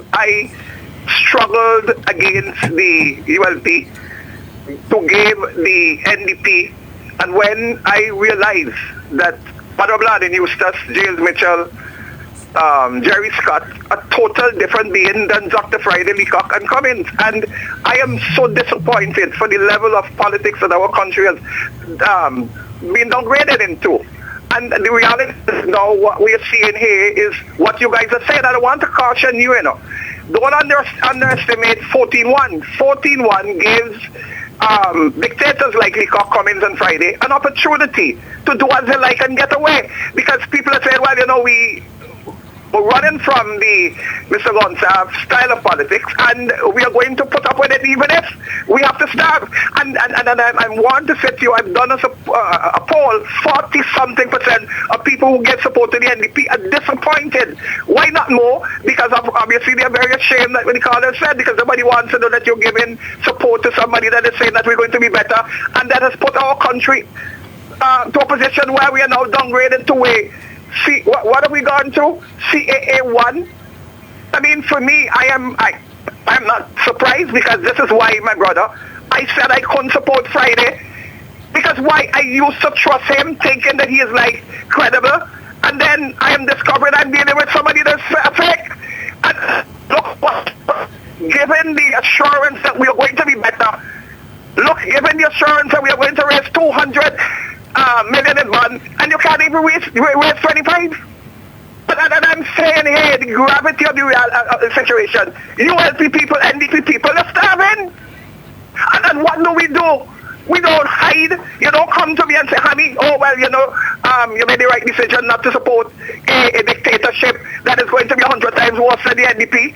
Because I'm not worried who hurt me. I am concerned about the young people and what is happening to them. You know what they're doing? Going into supermarket and thieving products because money can't afford it. One last thing, I mean, this downgrade is significant. But I want to caution you that this downgrade tells us that what we've been hearing from IGAL every day, I can't listen to them anymore. It's dishonesty. And they're giving the impression that things are better under Dr. Friday and the NDP, when the reality is, look, my brother, not just you talking that you're not sure that you're going to run out of gas. Huh? The van men, the taxi men, I mean the businesses that need the fuel. $18 at something, said Dr. Friday, and you people should have been residing. But I'm saying here, for God's sake, I want nobody put me on a board like I got and who there 10 boards. I want my country, I want our people to speak out and say it's time that we bring this dictatorship to a stop. They promise better and they've destroyed. Wait, my brother, you know what is going to happen next? I'm not saying it used to be a better rose on the NDP, I'm not saying that, You know what is going to happen next? That bank of St. Vincent is going to collapse because the border is too much for it. And I want you also, don't say your supporters. Just a matter of months, people are waking up. Now we don't want to be a part of Leacock, Friday and Cummins.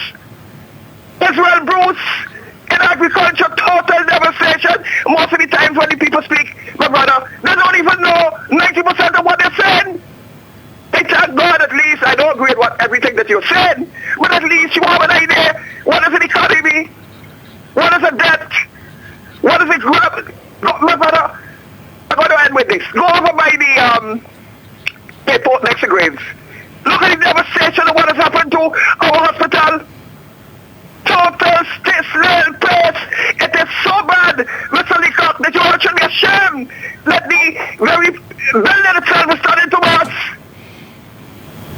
And I'm saying here, my brother, don't ever say ULP people, Labour people anymore. St. Vincentians, we are starving.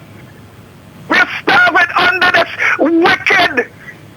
And why call them wicked? Because they promised that they were going to be different. Have I made my brother, do I make sense or sound like a crazy man to you? Because the police officer called me crazy the other day, because I'm criticizing Leacock as the worst ever Minister of National Security. God bless you all very much. Let us work together. Let us make sure that any new administration is going to wake up people's power You all learn, you all lesson, you know. I would like very much to come back to the ULP. But we have to focus on truth and godliness and young people and a constitution and a freedom of speech. God bless you all I got. All right, thank you very much.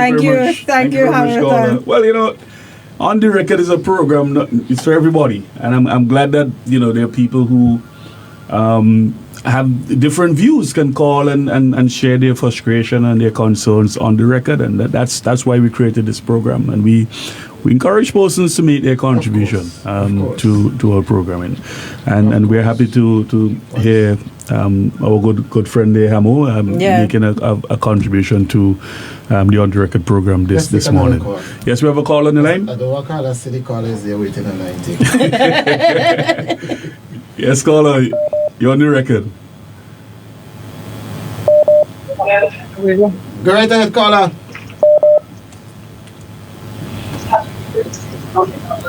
Could you? Hello? Hello? We're going to ask the caller to call back. There's some technical. Let's see. Yes, go right ahead. Yes. Let's see. Yes, you're live on Star Radio. Go right ahead. Hello? You're live on Star Radio. Go right ahead. Not hearing anything. You're not hearing. Hello? Caller, we encourage you to call back. Just let the caller call back. I think we're having some technical challenges this morning. I don't think it. We Hello? Hello? You're there? Okay, I'm hearing a little bit now, but I'm calling to say I am confused because the NDP supporters, they are confused. I am a ULP supporter, but I am as much confused as the NDP supporters who voted NDP in power. Why? Can somebody explain that to the general public for me, please? Thank you. Well, I think Hamo really put it into perspective there as to, I mean, it is no secret he supported the NDP. And to hear the comments coming from him is quite alarming.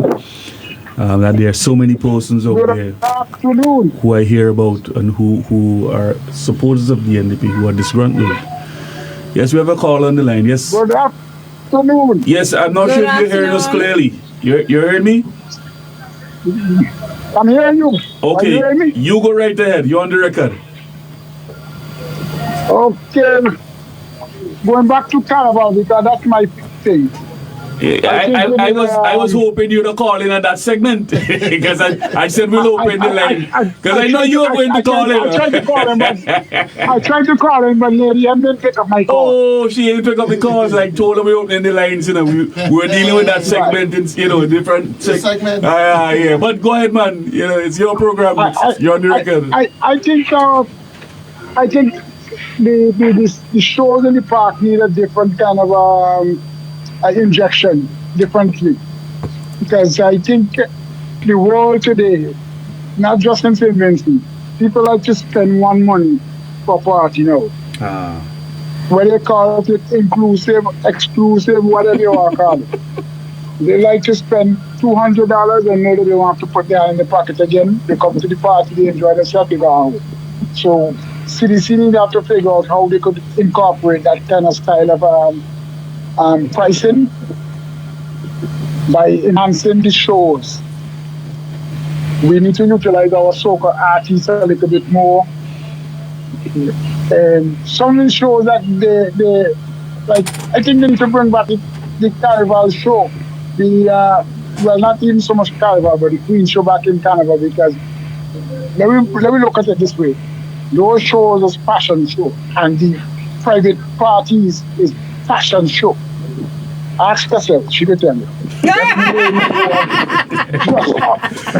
Coach, you were making a point which I was suggesting, that also there's a ticket sharing mechanism where if on a Soca Monarch night I'm able to go to one of the events, I can use my band from that event, that private event, and enter the park, and there's a commission based ticketing system where the CDC then takes a portion from those all inclusive. That's something I was also throwing out, and I did indicate this even in my time as minister.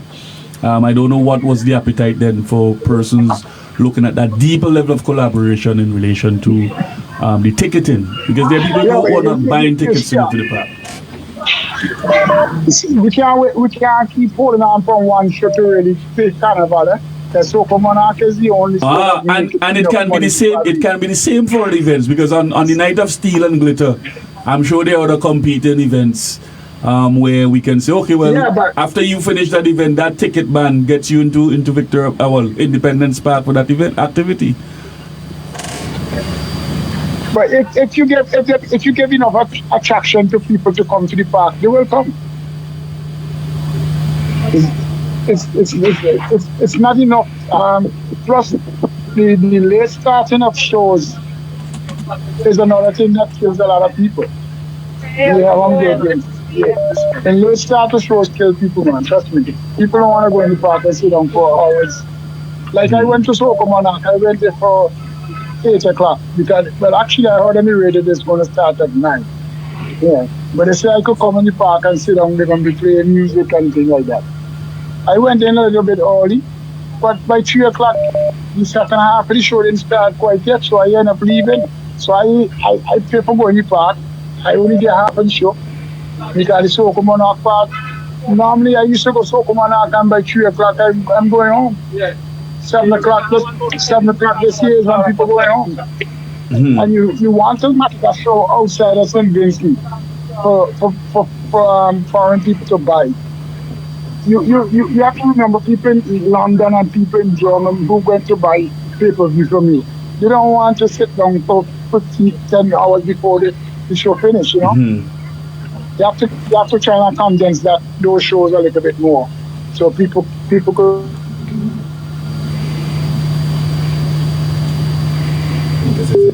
This is internet dropout. Yeah. So maybe this is the show that kills some of the shows because a lot of people don't want to spend that entertainment part. You know, so we need to work on that part of the CDC. You know, getting show starting on time and so like that.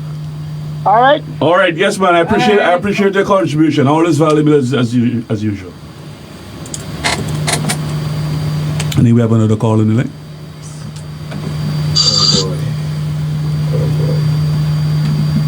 See, you know, we started a bit late today to give you enough time to fix the technical issues. Mr. Peter and Mr. James. Come over, John. Hi, John. I'm happy you called back, man. You were the first caller. How are you? Man? How are you doing? We're good. How are you? All right, Mr. Peter, I want you to give me a call by this number. First, take down this number and give me an urgent call. Mm-hmm. Please.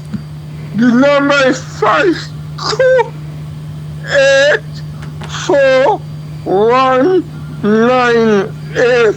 Okay. 5284198. All right. Yeah, you just give me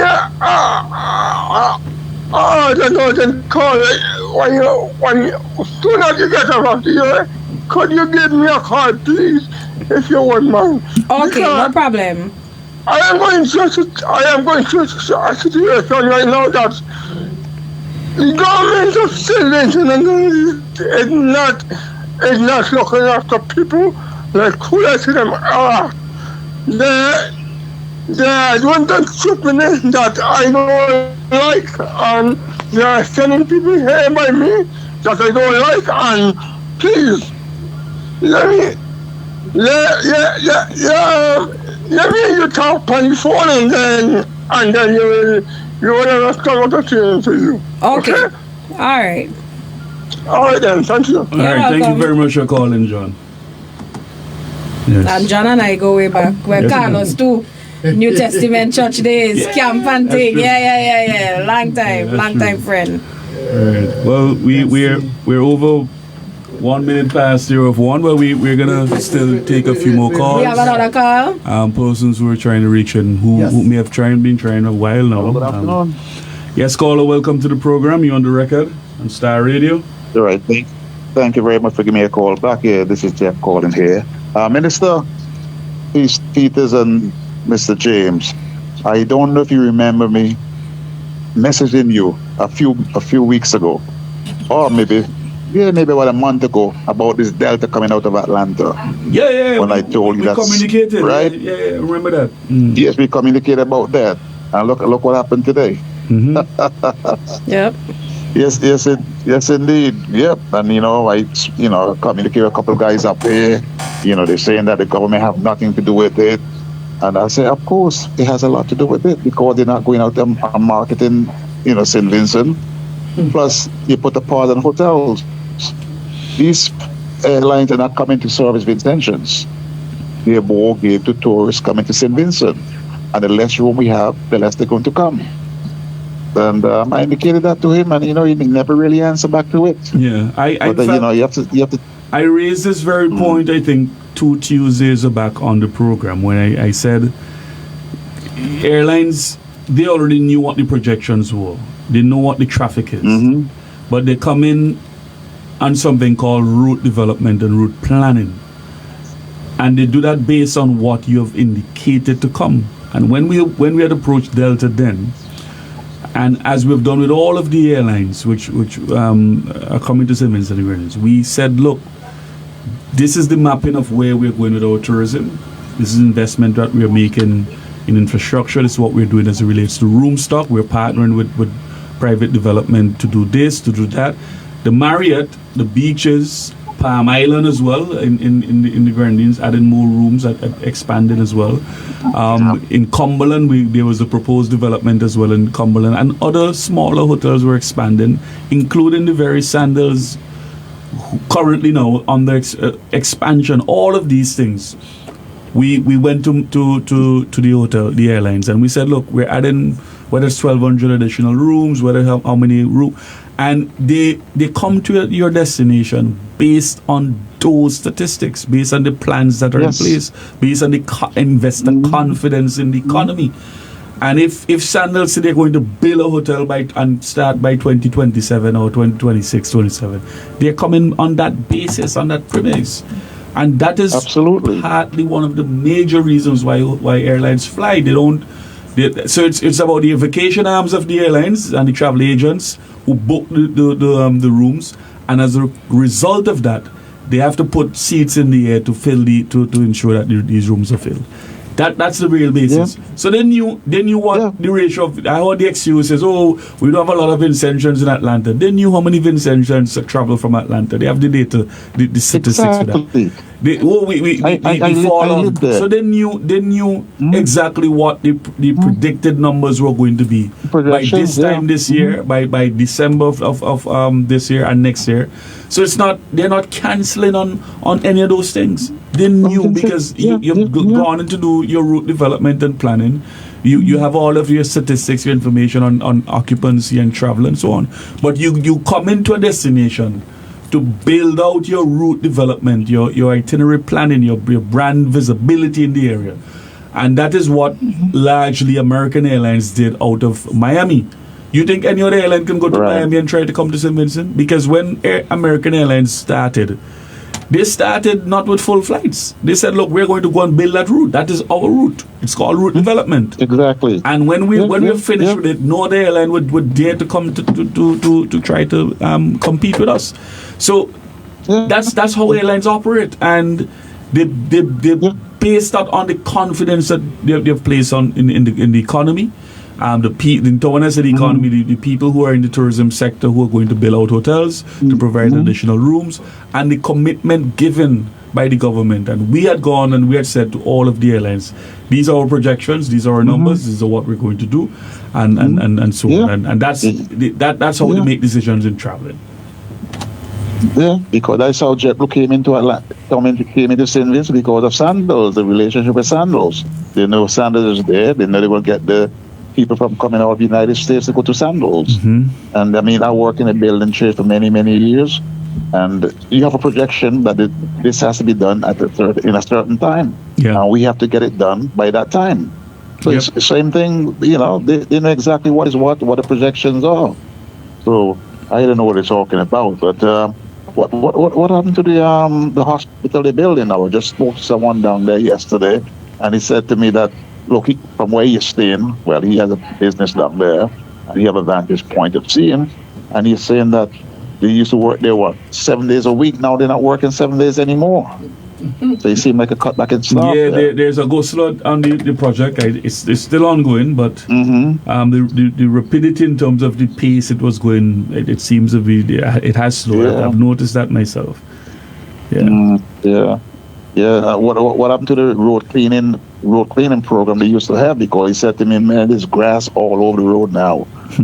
It seems like they're not cleaning anything, so things are really, really slow. People complaining like crazy that they're not getting paid. I spoke to another person this morning. They're complaining too. But they say, you know what, yell is the code. You guys, yell is the code. Funny thing that you mentioned that, just Sunday I was in a discussion with a group of persons who one of them admitted that the last time they were paid by the government as a driver was March. And the other fellas were saying, but how come you're not saying anything? When Ralph was there and ULB was there, this ever happened? He said, no. And the funny thing is that individual voted NDP. So the other fella said, well, here, he probably ain't making any noise, because he's ashamed to make any noise about it. He's ashamed. That's exactly what the last time he was paid a salary was March 2026. March. We're now in July. Wow. In June, March 20. Oh my Lord! Yep, it is crazy what is going on there, and a lot of people just ashamed to come out and say, because they made a commitment. I heard some of the ministers not even seeing people that are taking calls. Another person told me that yesterday they're not taking calls because of all the promises they made to these people. They cannot fulfill it. Yep. And it's a shame that this had to happen, and it is sad what Ms. Peters said about it. The children going back to school now, they might not be able to get books and uniforms. It is a shame. But, the old people used to say, who don't hear will feel. So I guess they're going to be feeling it for real. Yeah. It's very, very, very sad my country going this way, but this is what they wanted to change for, and they're getting it now. So, and I always said, they complain about when the former government was there, that is employing all their people who supported them. All of them getting jobs. But the NDP is doing the same thing too. All of their supporters getting all the top jobs. I've heard anybody from a regular, supporter getting any kind of major job in the party. Just who supported them and doing the same thing.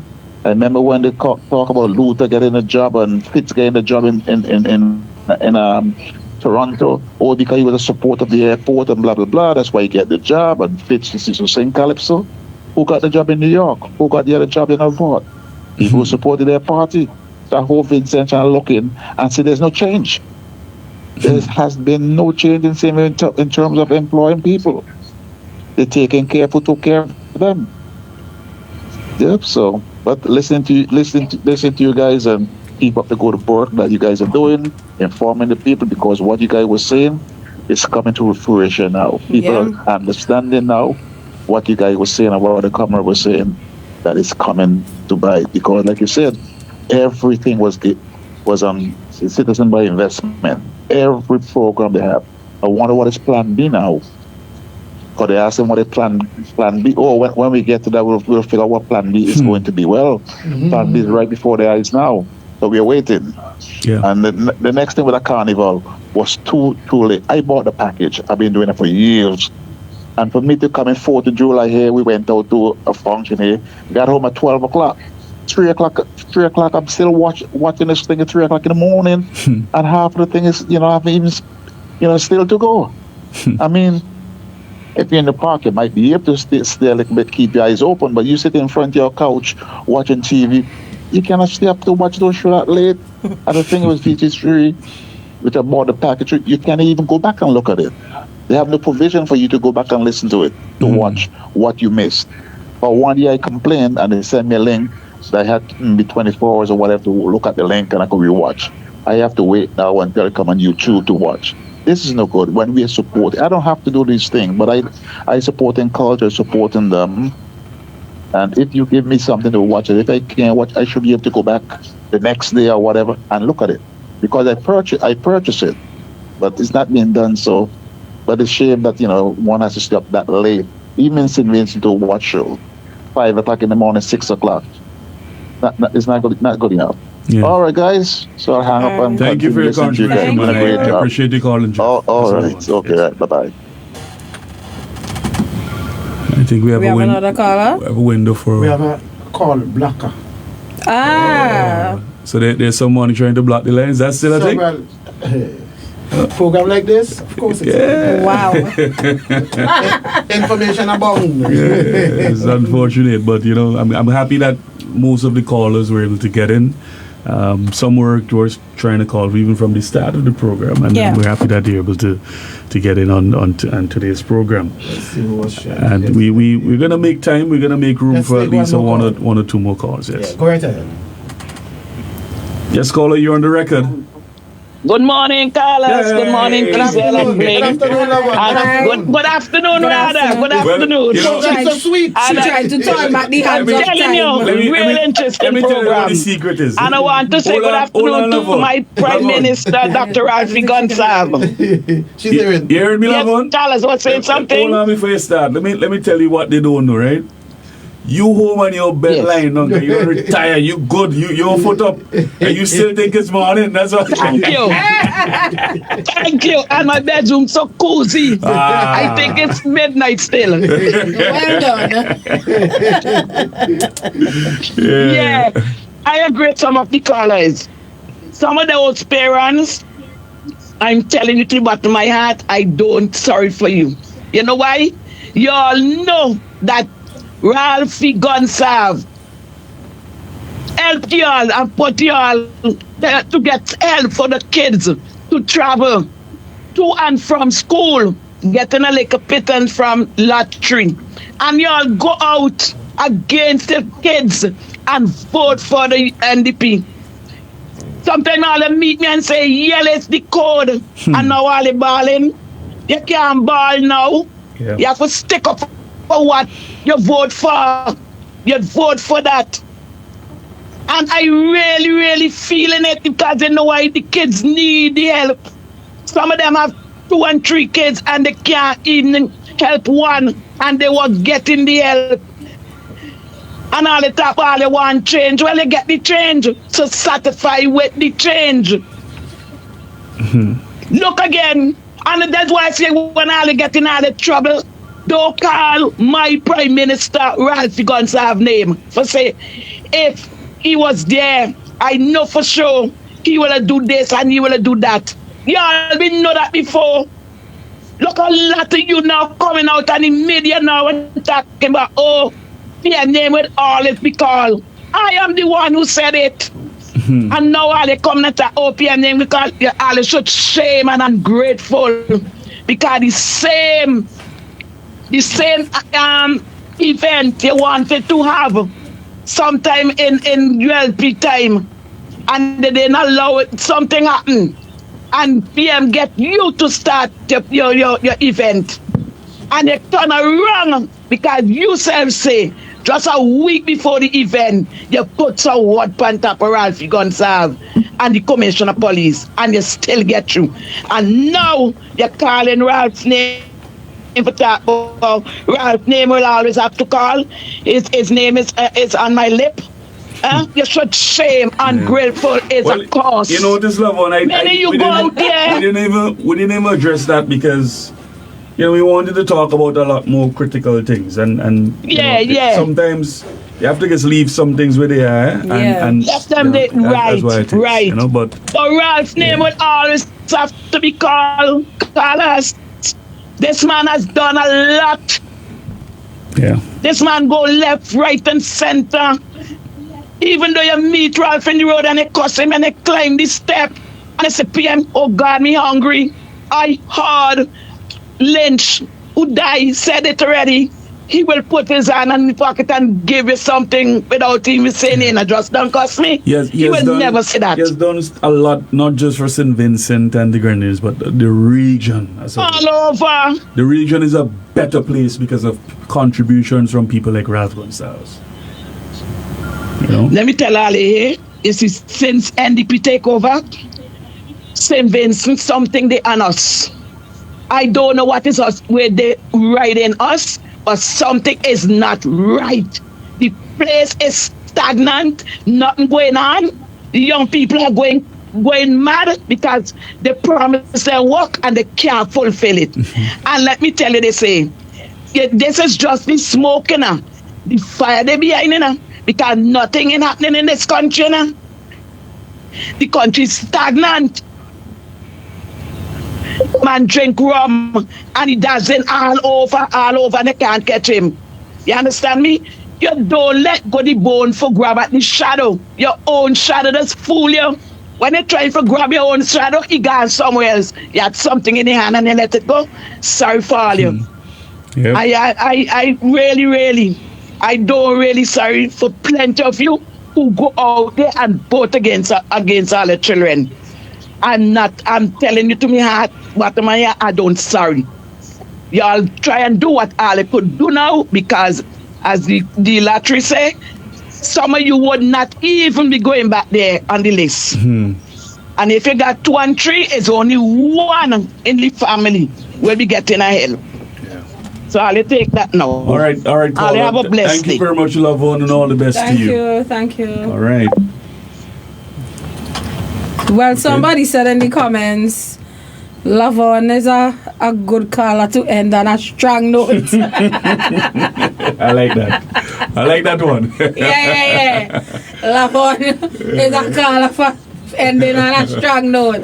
Yes, man. It's really been a pleasure being here with you guys after the little break because of the carnival. Happy to be back on radio, back here, talking to Vincentians and hearing the conversations, and even Hamo calling in, and it's good to hear people and they express their views, and it's happy for us to all have a greater appreciation of how a Ralph Gonsalves and a ULP-led administration made it look easy. We never promised you gold. We never promised you to a CBI magic wand to fix every issue in St. Vincent and the Grenadines. We said we're going to work together. We're going to build St. Vincent and the Grenadines. We're going to be resilient, and we're going to ensure that there's housing, there's healthcare, there's education for all. And we continued on that developmental agenda and that narrative. That's what we did. And when we couldn't afford to do it, we were honest with you and we said, we can't do it. And you said, well, a man promised me double bubble. A man promised me everything because CBI going to fix it. A man promised me development bank, and CBI will fund that too. And and that is what democracy is. So we're not here to cast any assertions or blame on anyone. It's a democratic process. We did warn. We did come back to you and said we'll serve as opposition. We're not going to run away from this. We're going to come back and help build the country. We're going to offer critical support and constructive criticism where it's needed and necessary. And we're going to make recommendations. We're going to build this country together. Notwithstanding we're not in government, but we have a contribution to make. And we're going to show you what we did, how we were able to do it, and the difficulties now faced by a new administration, a politically inexperienced leader who's out of his depth, doesn't have a great appreciation or understanding of governance, doesn't know finance properly, doesn't know how to run the country. The negative rating downgrading from the Moody's is an example of an indicator that even the international agencies don't have any confidence in this administration. As I said, it's not about the debt. It's what you're doing with the debt and how you're servicing the debt and how you're managing the economy. That's what rating companies look at. And the IMF, they came in. They went to the IMF. We never went to the IMF. They went to the IMF and they pleaded for help. The IMF said, we're going to help you. But they gave you a, what you want to call it, a PR homegrown debt strategy solution to the issues. No. There's no homegrown program. It is an IMF program perhaps spearheaded by a few persons within the Ministry of Finance. But guarantee you, it's the IMF. And the IMF cautioned them and said, the things that you promised Vincentians, they're unrealistic. You can't do it. It cannot be done. You can't cut VAT. You can't, you don't bring development bank. They told them a number of different things. But we didn't have to go to the IMF to tell us that. We were saying it. And now you are feeling it. What we're talking, you're feeling it in your pockets. You're feeling it in your communities. You're feeling it on the ground. Your children are feeling it. And St. Vincent and the Grenadines, we're in for a rough one. And all I can encourage, and I hope that we work together, we hold each other's hand, we lift each other up in this difficult period and time that we're going through.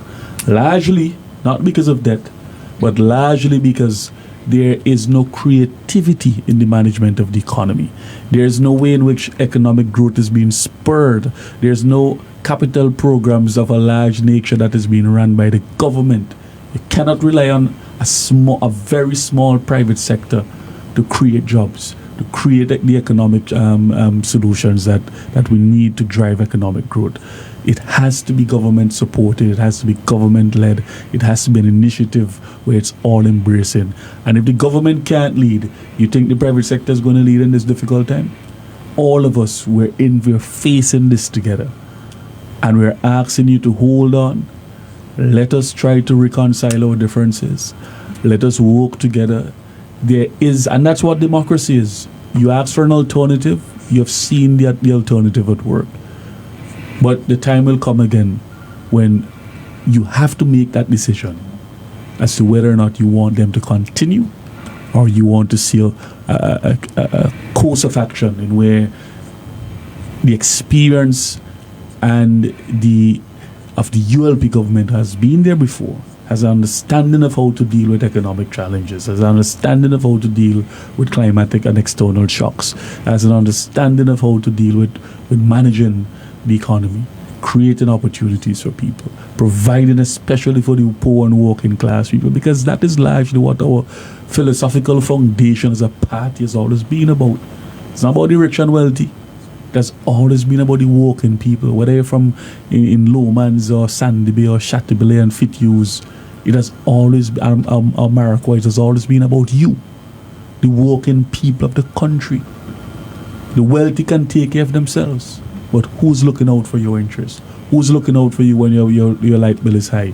Who's looking out for you when crime has not been curtailed and the youths in your communities in Edinburgh and Glen and different parts of the country are dying senselessly because of crime? Who's looking out for the farmers when we give you fruits of fertilizer, now you have to go and pay? Who's looking out for you as a fisher folk? And who's certainly looking out for your children's welfare where education is concerned? The Set and Yes program, scholarships to different parts of the world and University of the West Indies, the tuition grants. Who is looking out for you? And I want to end on that note, and I'll leave our dear sister to say her parting words. The KMP, what the names that Blake? Big deal. The big deal. I've had some. Yeah. I got some just everything that is nice and wonderful about KMP, and I'll leave her to her parting words. Carlos, I very much like your summation on some of the pressing issues what we discussed today, and there are more issues that we haven't discussed, and we'll continue to unpack them. Just as a matter of scheduling, next Tuesday we will be in Parliament for the continuation of the sitting we had on the 2nd of July, I believe. So Parliament was suspended to the 21st, and I believe that is on a Tuesday.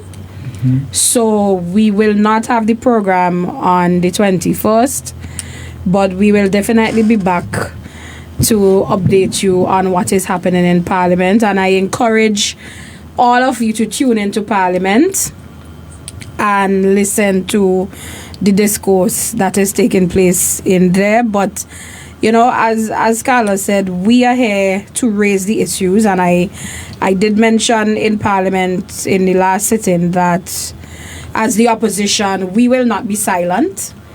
We will do our job, and we will hold this new administration accountable for what they are doing.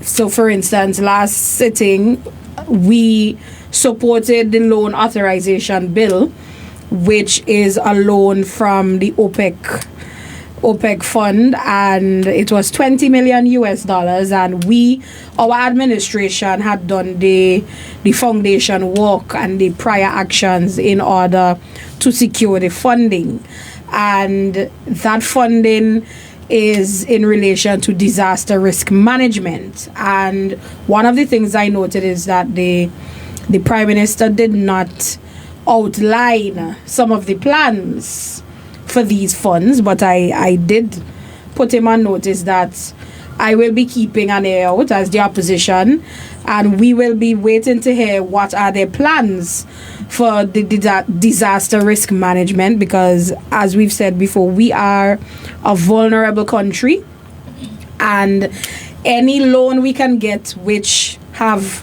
concessionary terms, and especially a loan that we had negotiated previously, we will support it. And the people of St. Vincent and the Grenadines must also hold the government accountable for this loan that they have taken that is geared towards disaster risk. And we know that there are countless people who are still waiting to get assistance, Carlos, as it relates to their houses. There are people who are still waiting to get assistance otherwise, and the poor and the working class in particular, we have to stand in the vanguard for them as the opposition and raise these issues and hold the government accountable. It is always a pleasure to be here with you to discuss very important matters, to educate people. I've seen the comments, every week we come on, people would say, this is a very educational program. I learned something that I didn't know before, and knowledge is power, and that is part of our work as the opposition. We're not going to be a silent opposition. We are not going to be a lazy opposition. We will never be an uninformed opposition, as has been seen in previous times. The people of St. Vincent and the Grenadines can rely on us to come to them, to explain things to them, and to let them know the state of play in this blessed country of ours. And it belongs to all of us, so we have to do our part to ensure that there is continuity. Even though times may be rough, we have to be there for each other, speaking out on any matters that affect our fellow Vincentians. So, until next time, St. Vincent and the Grenadines, and to all our listeners, our diaspora scattered all over the world, and other listeners in other parts of the world who are not Vincentian, thank you for tuning in to another edition of On the Record, and we will be back with you after that parliamentary sitting to update you on what has taken place in Parliament and the bills that will be passed there, and on any other development that will take place. And with this new government, there's always material. I joke to people and tell them, sometimes I think this new administration is a comedian's dream, because every week it's something with them. But we have to keep them accountable, and we intend to do just that. So thank you very much for tuning in. Until next time, this is yours truly, Keisal Melissa Peters, aka KMP, aka Big Deal. Right, I'm rolling. Yeah. All right. I have to try and act two more with my brother Carlos, and we are signing out. Thank you very much. Have a good day, everyone.